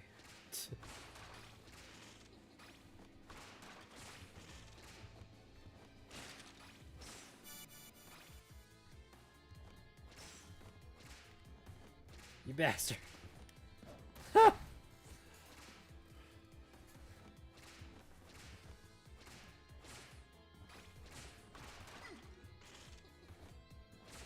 Well, that's interesting.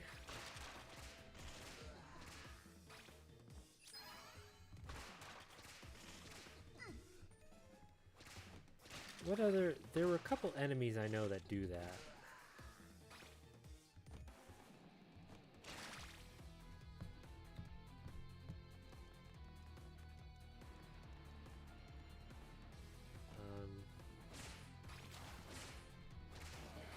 Is that a dangerous dragon? He seems to be in the background. Sure, why not?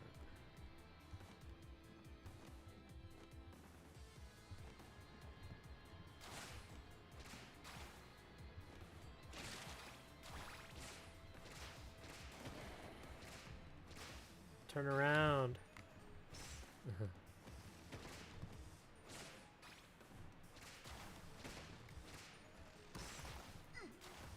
You bastard.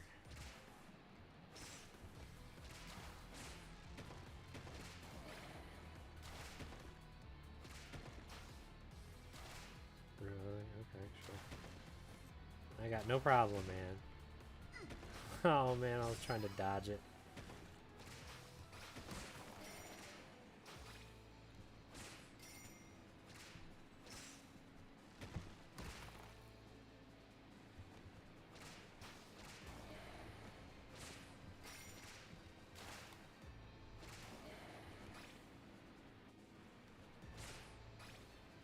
Oh gosh, does this look familiar? You're gonna be right by their... Pause? No pause. No pause. Okay, pause. Concert in Chicago, staying with friend in Lakemore. Oh, okay. Why can't you get... so, what? Is that... Concert in Chicago... Rosemont Horizon? No. They've got arenas, right? The Pepsi Center. They probably don't even call it the Rosemont Horizon anymore. I don't know.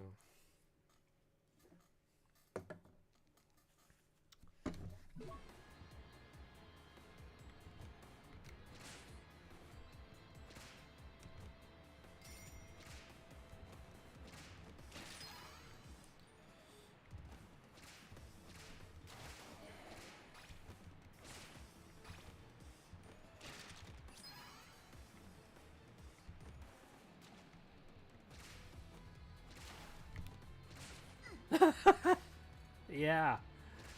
Oh wow, it's not instant death.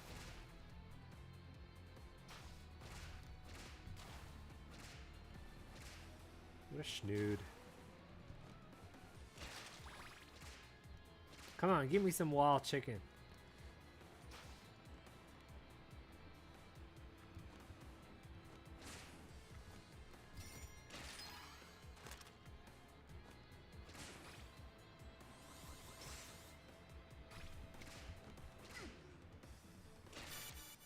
Ooh, boomerang.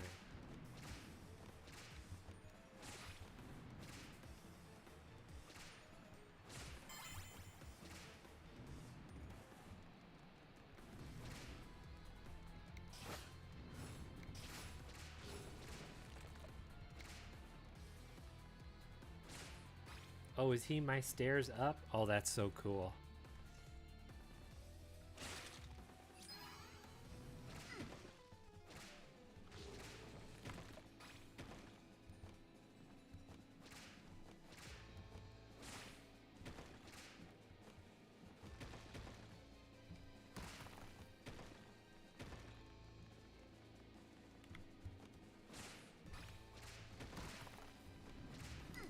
Ugh.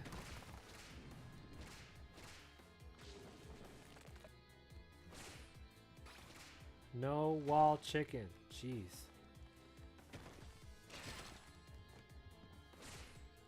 They're pretty heavy here.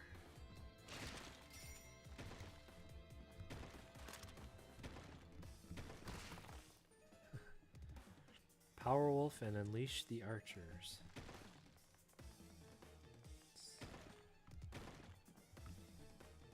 Just north of Wrigley Field. Do they even call it Wrigley Field anymore? I wouldn't be surprised if they didn't.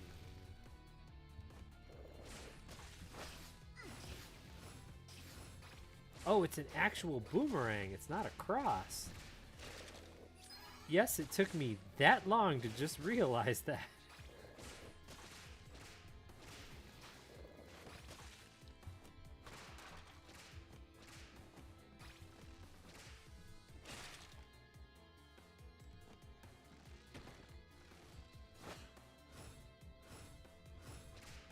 Flaming cross. Oh, damn the boulder.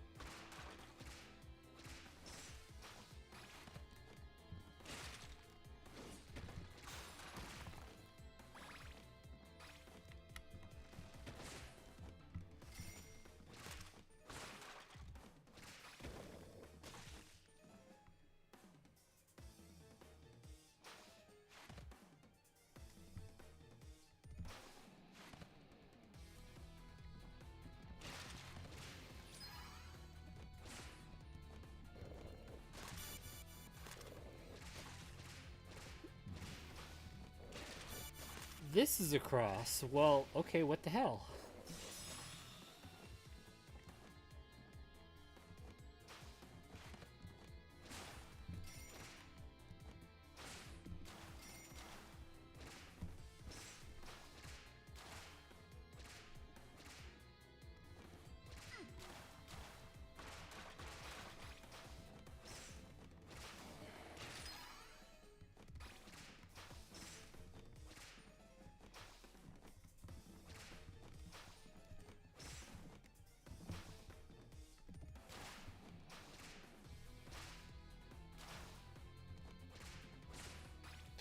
I don't need no stinking cross.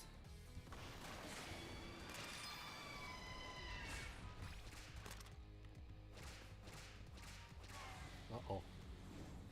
Uh-oh.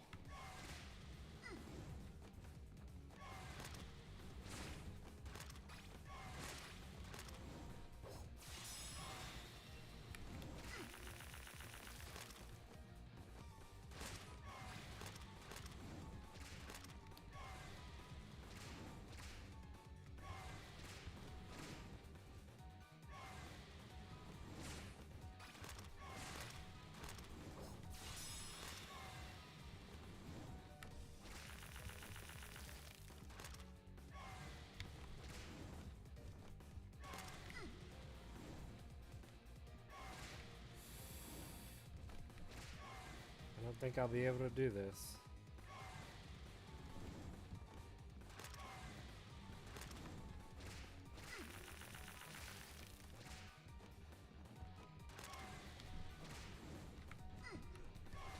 Ah, damn it.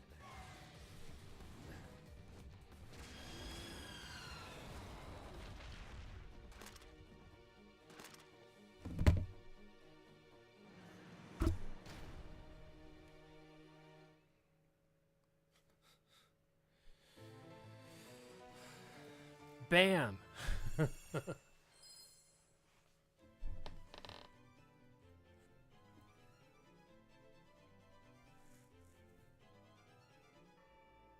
I gotta face whatever that is? Oh, jeez. Not looking forward to that. Bloody tears! What?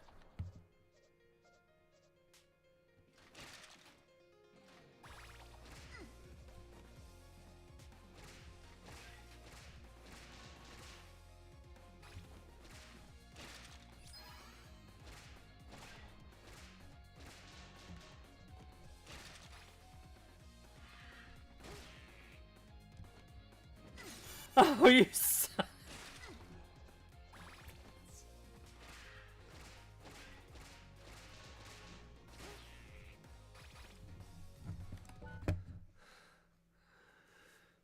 Well, I'm happy we got bloody tears. Bloody tears.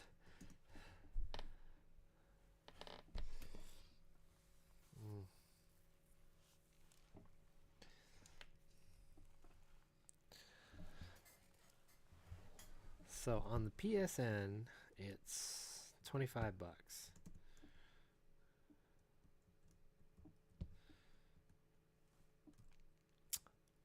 But it's not available for PlayStation 4.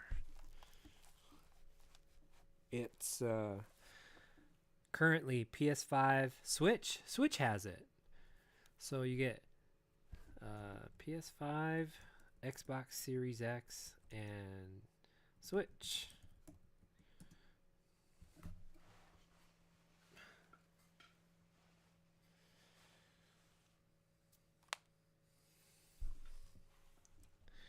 I wonder if Enho has his own channel.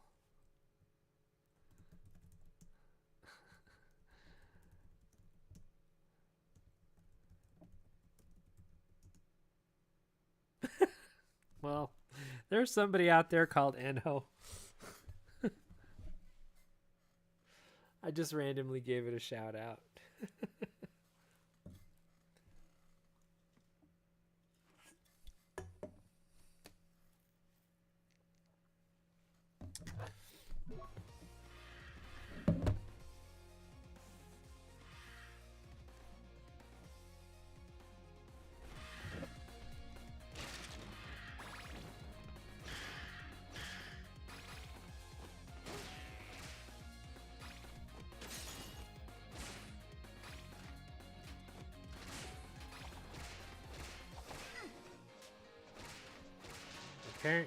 Apparently your whip does nothing.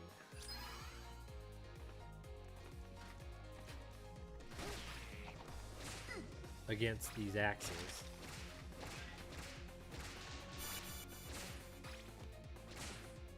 So you're just better off trying to dodge it.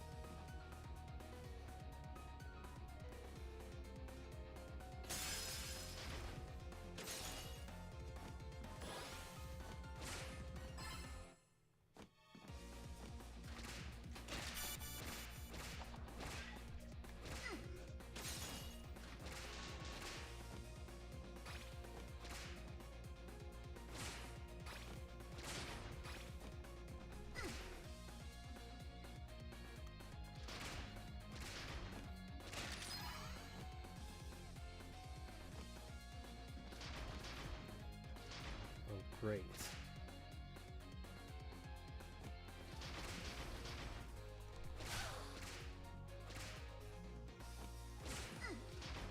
Oh, no, you don't. You bastard.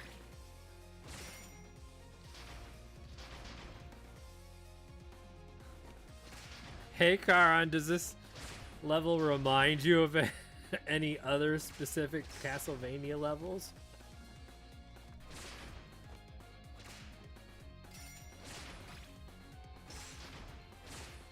Reminds me. Oh, that's so cool. I don't care what anybody says. Look. That is a bloody tear right there.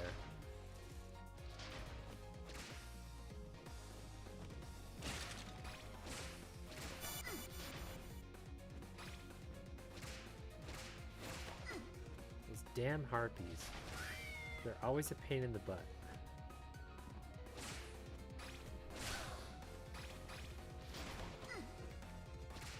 Kidding me? You can control that direction too? Oh, man. Well, screw this.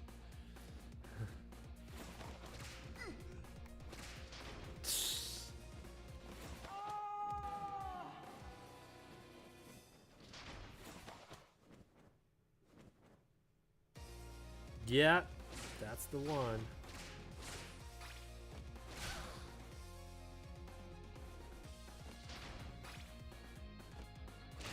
So we have the chandelier level with bloody tears playing on in the background. It's so awesome.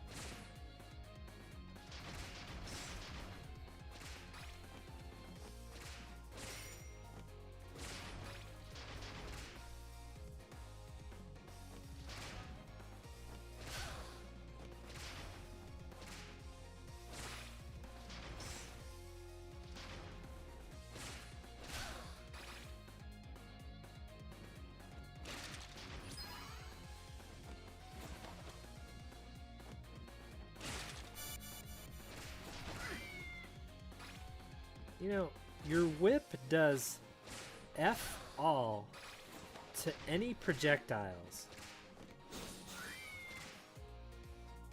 And that kind of aggravates me.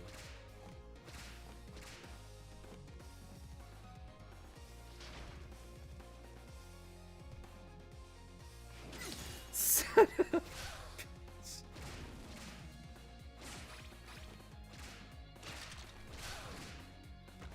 That is kind of gross.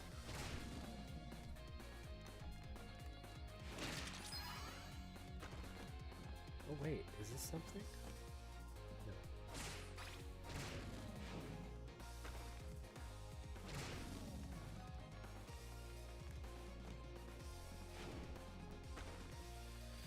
No. Oh, snooze-ish.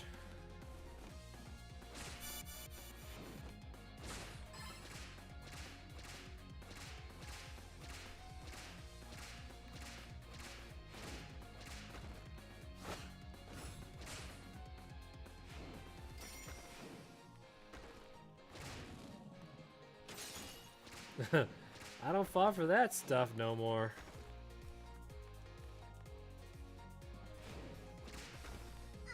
That was baloney.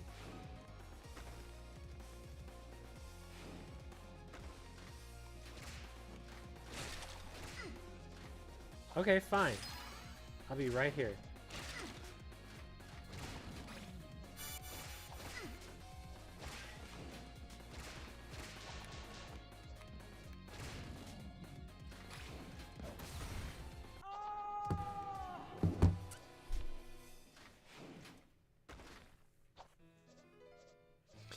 Game over.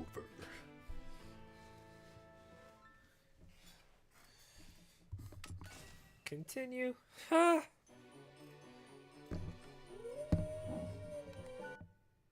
Oh look, I got stage select. That's kind of cool. Oh, look at this. You can start anywhere you've been.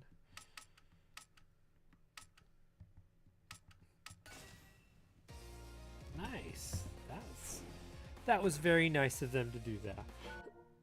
Of course, here I am, sitting here thinking, well, I gotta start from the beginning now. So, does that mean that they did the same thing for this one?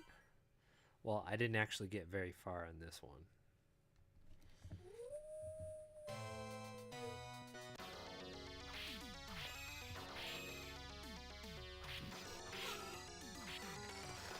Is this me, or is he walking a little bow-legged?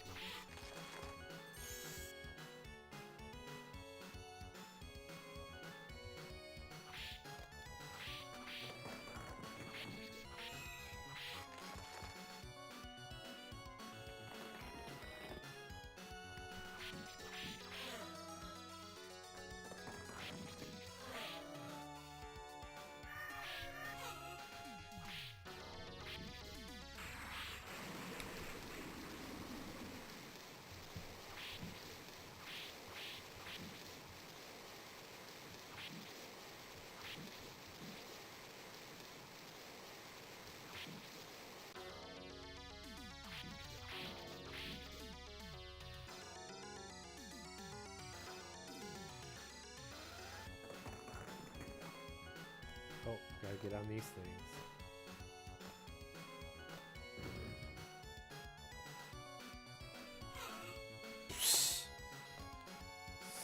Screw you.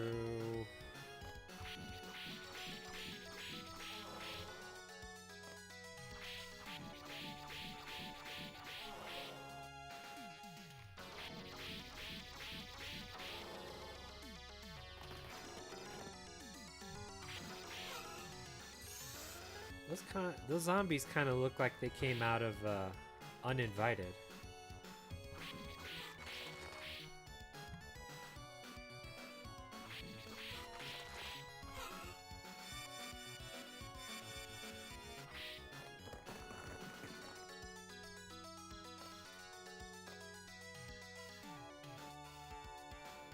Uh-oh.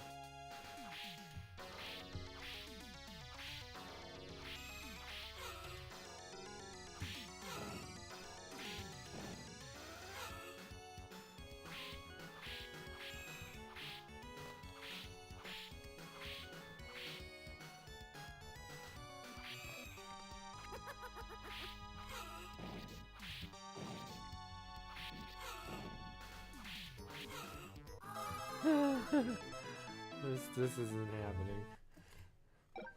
I don't think I have enough rewind here. They don't really give you like a lot there. You just like have to sit here and wait.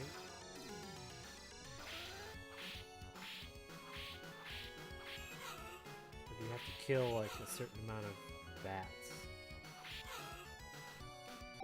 Okay, the fact that I jumped and just got hit is completely stupid.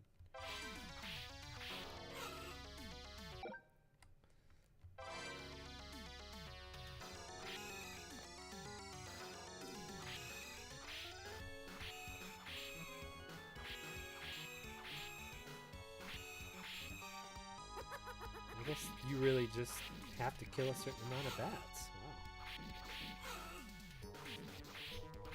Wow.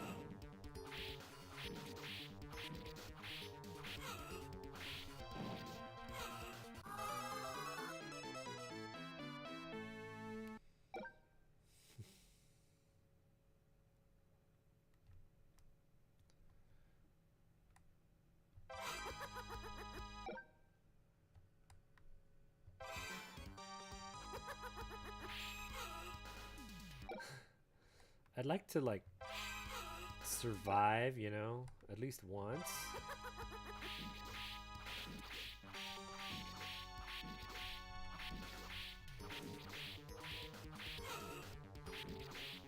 Am I not sitting here whipping the floor?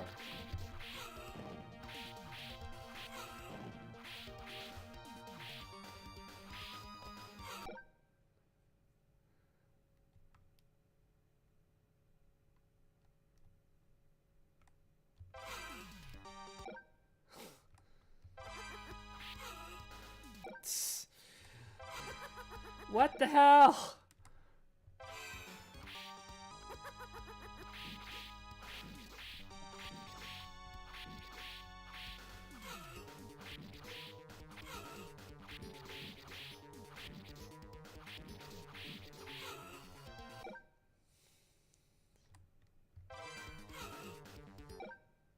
Come the fuck on, Bridget.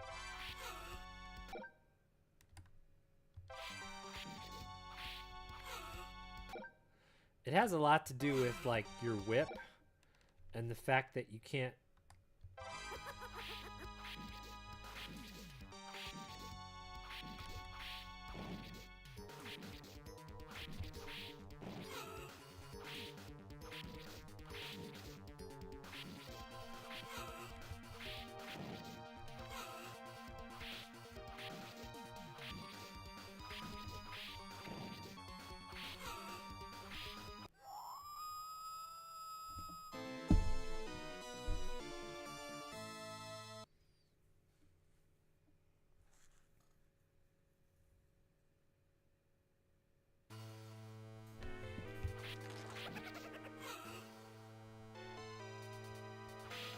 Wow, doesn't this level look awesome?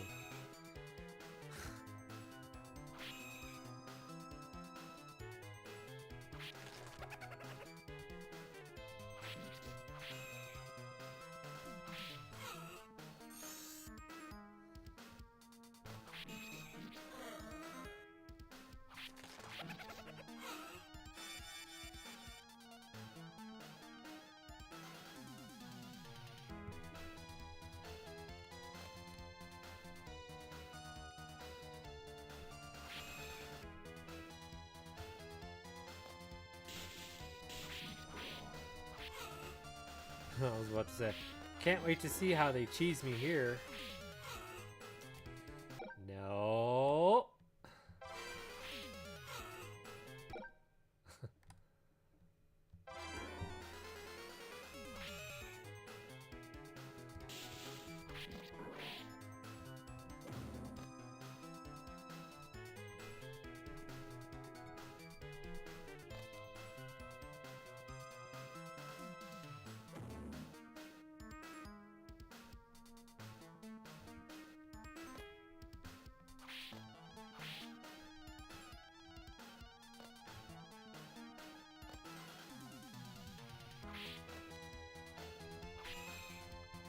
I'm gonna have to say that I like the remake of this a little better.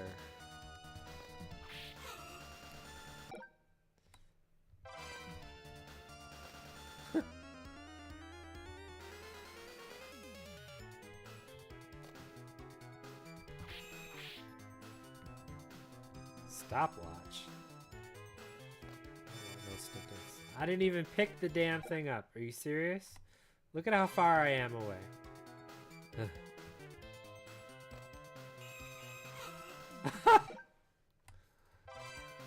That was clever. I like that. That's pretty cool.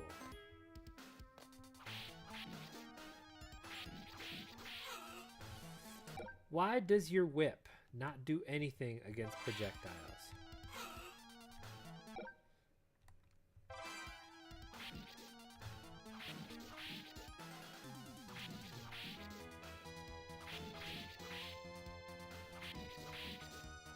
Anytime.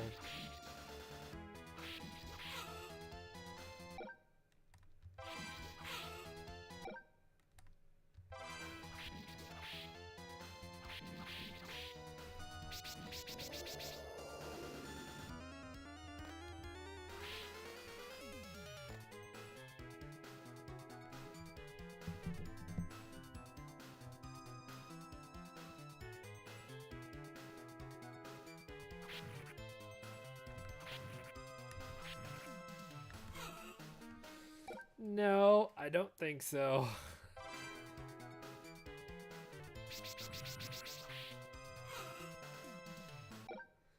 Is that what he does? He just like falls apart?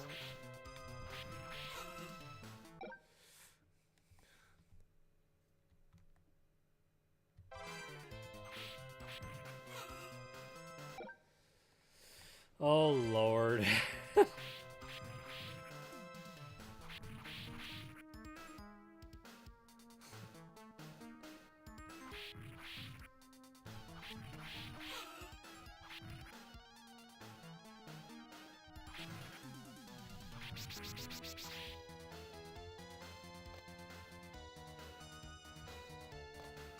No.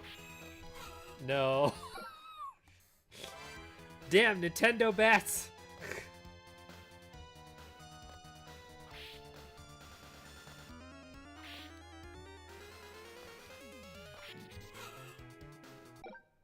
Okay, I don't think there's really any getting along with this.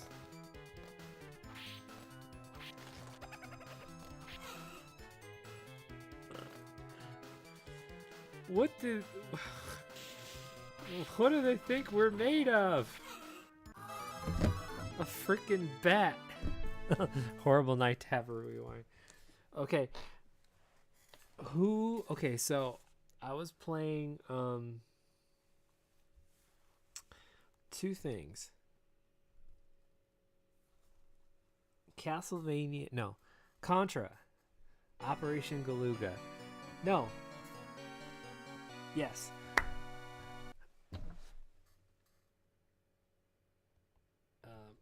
Contra Operation Galuga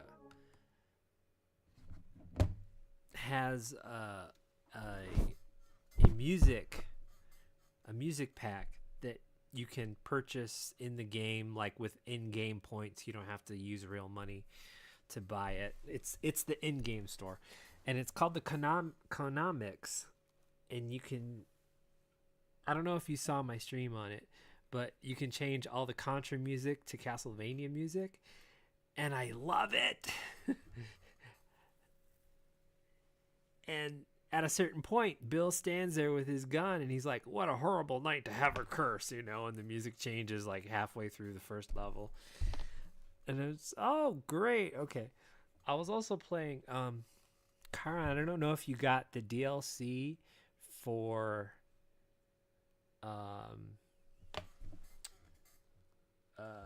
Bloodstained.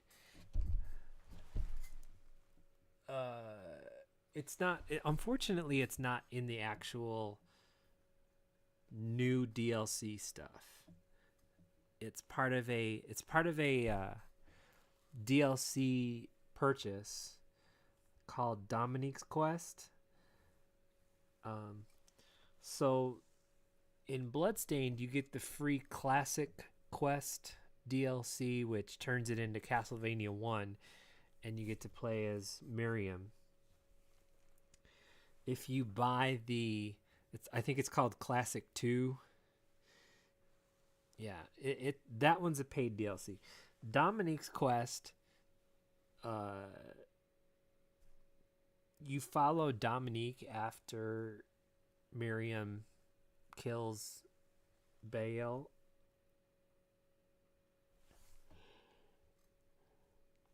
Dominique's been banished to the demon realm or the death realm or whatever it is, and she's got the stained glass curse happening, and the paid DLC turns it into Castlevania 2 for all intents and purposes. It's like a side-scrolling thing with Dominique as the main character. And it's particularly funny. She's in the town, like you start in the town for Castlevania 2. She's in the town, and you talk to the villagers, and they're like, "We're good at lying." You know, they threw in all these Easter eggs. We're good at lying, and then somebody says it's a horrible night to have a curse, or it's a horrible death to have a curse, or something like that. Afterlife. It's so funny. And after you get outside of the town, it starts a day-night cycle like Castlevania 2. It's pretty cool.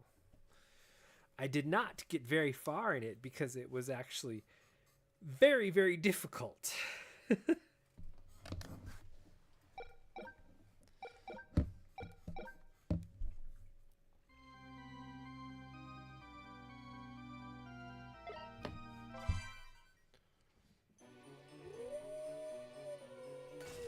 Yeah, I got stage select.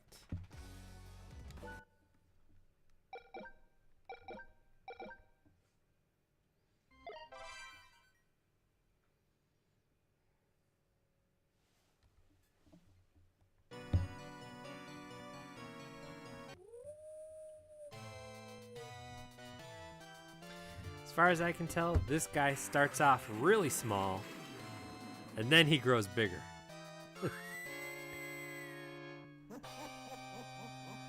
It's not like he starts off in the background.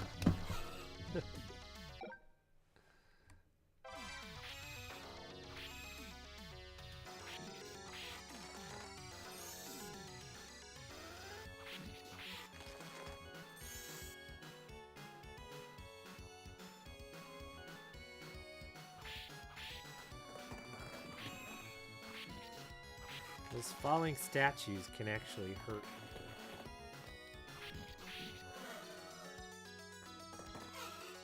That.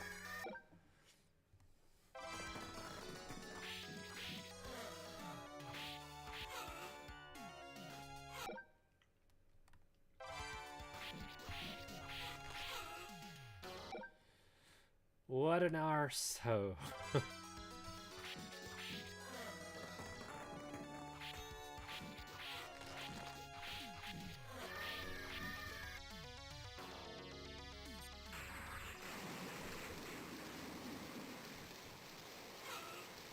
Anyway, I've been really tempted to dive into NES Dragon Quest titles again.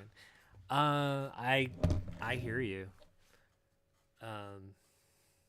The 3 HD remake, Dragon Quest 3 HD remake, is due out, I think, October or November, for Switch, and it looks really cool. Dragon Quest 3, though, being the one that did the job system, so I don't know how big you were into that one. My favorite, I think, is always going to be 4. I loved it. Any iteration of 4 is always fun. Oh, Sadie, you get that crap. Go get it. Go get the rope. You. Yes. Sadie wants to play.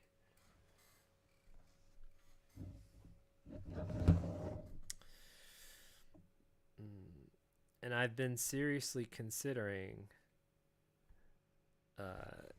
Where's your crap? Where's your crap? Go get it.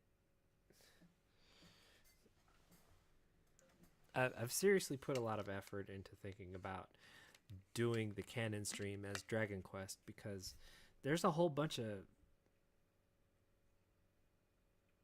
like I've touched 11 for about 5 minutes.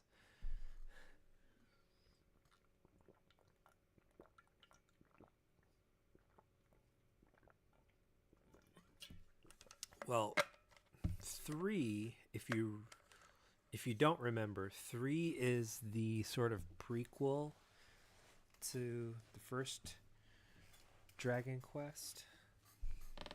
Specifically, you couldn't name your character Erdrick.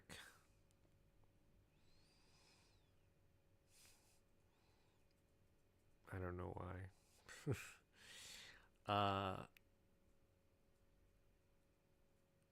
I do not know the stats trick for DQ1. When I played DQ1, it's like no glitch, no tricks, just level grind all the way.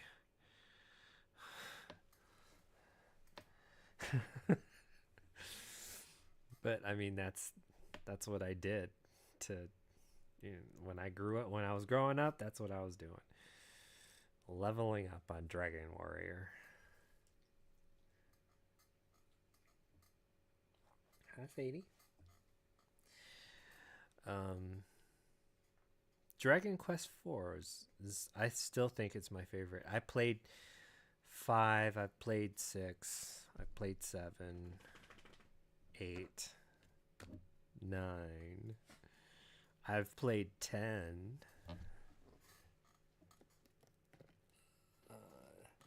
They made, because 10 was like an online game like Final Fantasy 11. They made, it specifically says offline. Offline. So this is Dragon Quest 10 offline. And you can see the elements of the online game on here. It's supposedly I don't want to say dumbed down version, but it's a more simplistic version of the online game 10.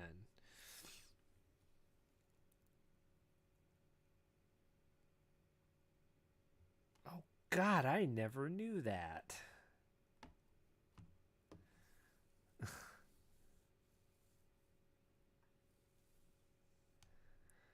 Was that like an Easter egg, or was that like a glitch, or it was the early version of the Konami code, like only programmers knew about it in order to level up and easier and do all those tests?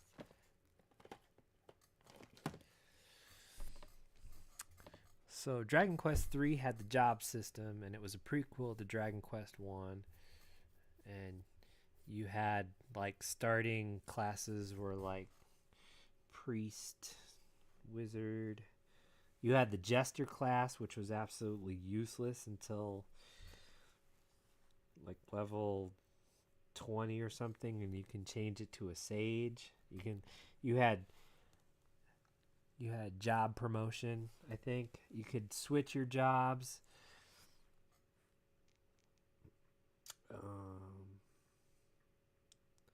And Dragon Quest 4 was the start of the Zenithia series. So 1, 2, and 3 were all the Erdrick series. And then the Zenithia series were 4, 5, and 6. And then 7, 8, and 9 sort of had some commonality in there. But it wasn't storyline based. None of them really shared the same story, but they shared the same sort of gameplay. I think all of them had the All Trades Abbey, which was one of the common things in between all three of them. 10 was its own kind of beast, and 11, I haven't played enough 11 to know what it is. I mean, I've played Blue Dragon, and that sort of what can compare to Blue Dragon? Blue Dragon and Evolution.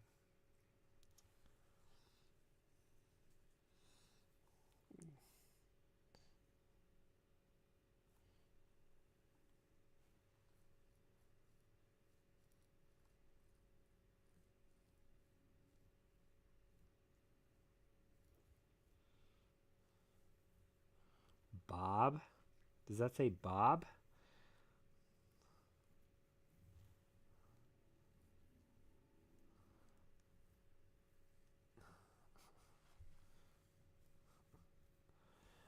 Wow, who knew that existed? I never knew that existed.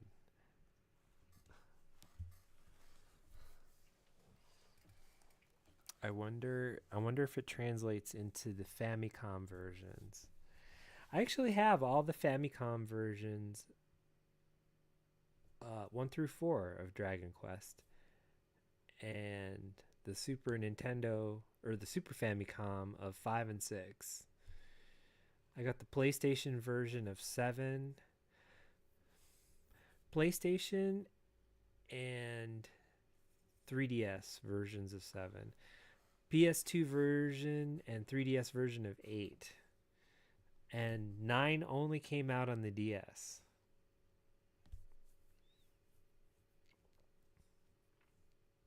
To this day, I'm still mad that they didn't port over Theatrhythm Dragon Quest. Theatrhythm Dragon Quest. I played it all in Japanese, and you know what? It's a great game, and I don't know why they decided just not to bring it over here. I've tried it on my emulator, and you know what? The emulator doesn't do it justice. So in order to stream that one, I would have to use my floating camera. Thank you, Thora.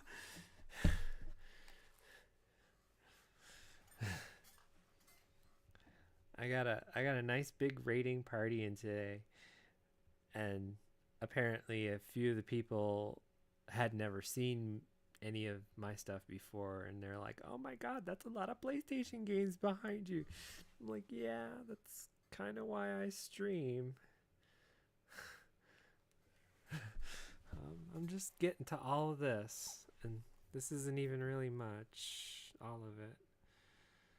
Oddly enough, my original PlayStation section is growing a little bit, and that's more because of the Polymega.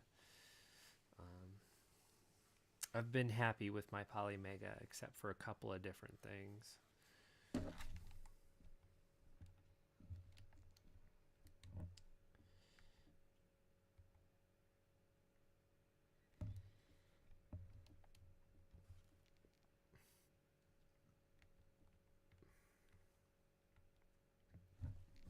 Oh, and if you get a few free minutes, check out yesterday's stream.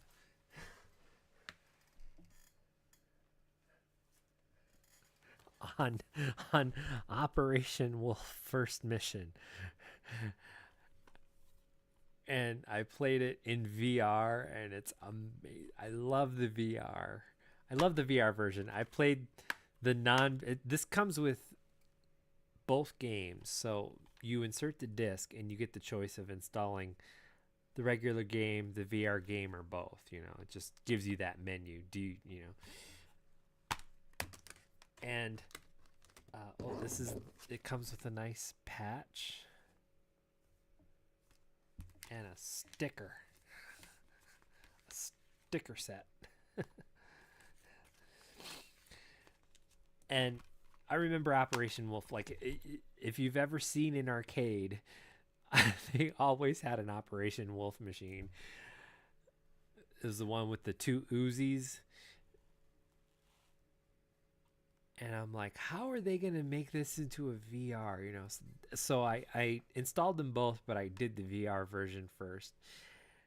and I was loving it. What's really nice about it is you can actually, like, you can see the death bullets. If you get hit with other bullets, it's not really a death. But the death bullets are coming in. They're big red spirals that come at you. And you can, in VR, you can dodge these bullets.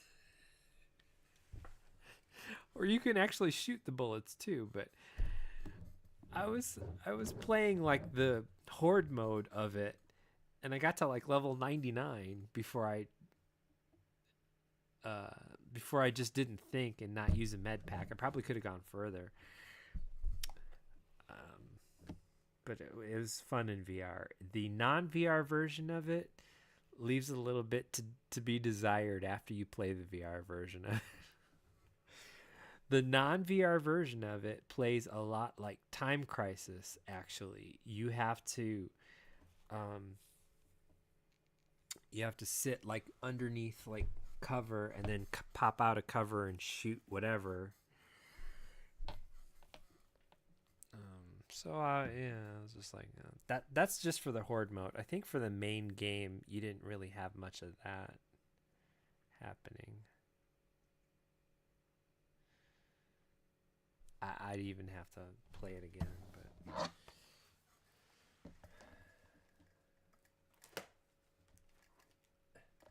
and so for somebody's birthday, I was playing Sushi Go Round for the DS, and I got it for the Wii. I finally got it for the Wii today. Finally came in the mail, so I'll be checking this one out. Hopefully, maybe the Wii version is a little bit better than the DS version. I don't know, because the DS really had a good run with its stylus controls. It's just hard to translate that into something else. Sometimes the Wiimote just doesn't cut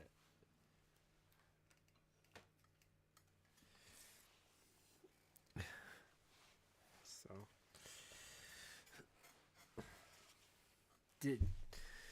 when do we find out sumo promotion stats? I mean, did Enho did Enho climb back up?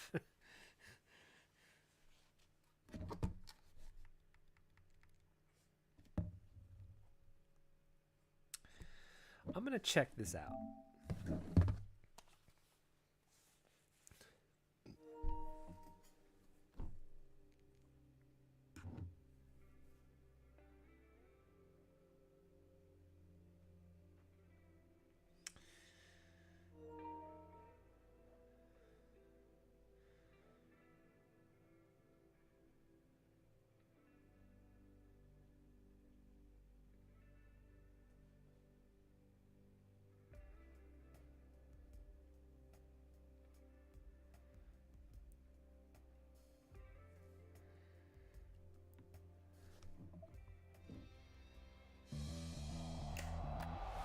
Welcome to Rocksmith Plus, where you can learn and play guitar, bass, and piano with just one app and one subscription on a PC, mobile, or tablet. Subscription, my ass. All through interactive music learning with accurate note detection and real-time feedback. Our app listens as you play and guides your practice with our intuitive 3D Noteway and personalized adaptive difficulty system.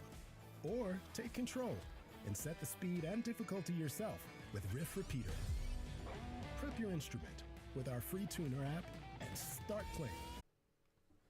Focus in and hone specific techniques. No ads.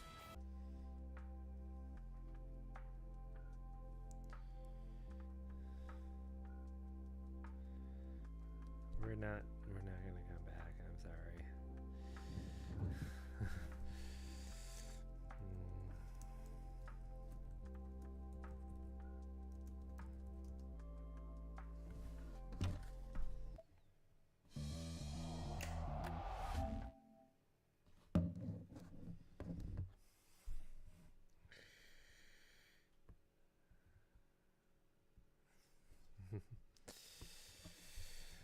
I'll be back on Friday.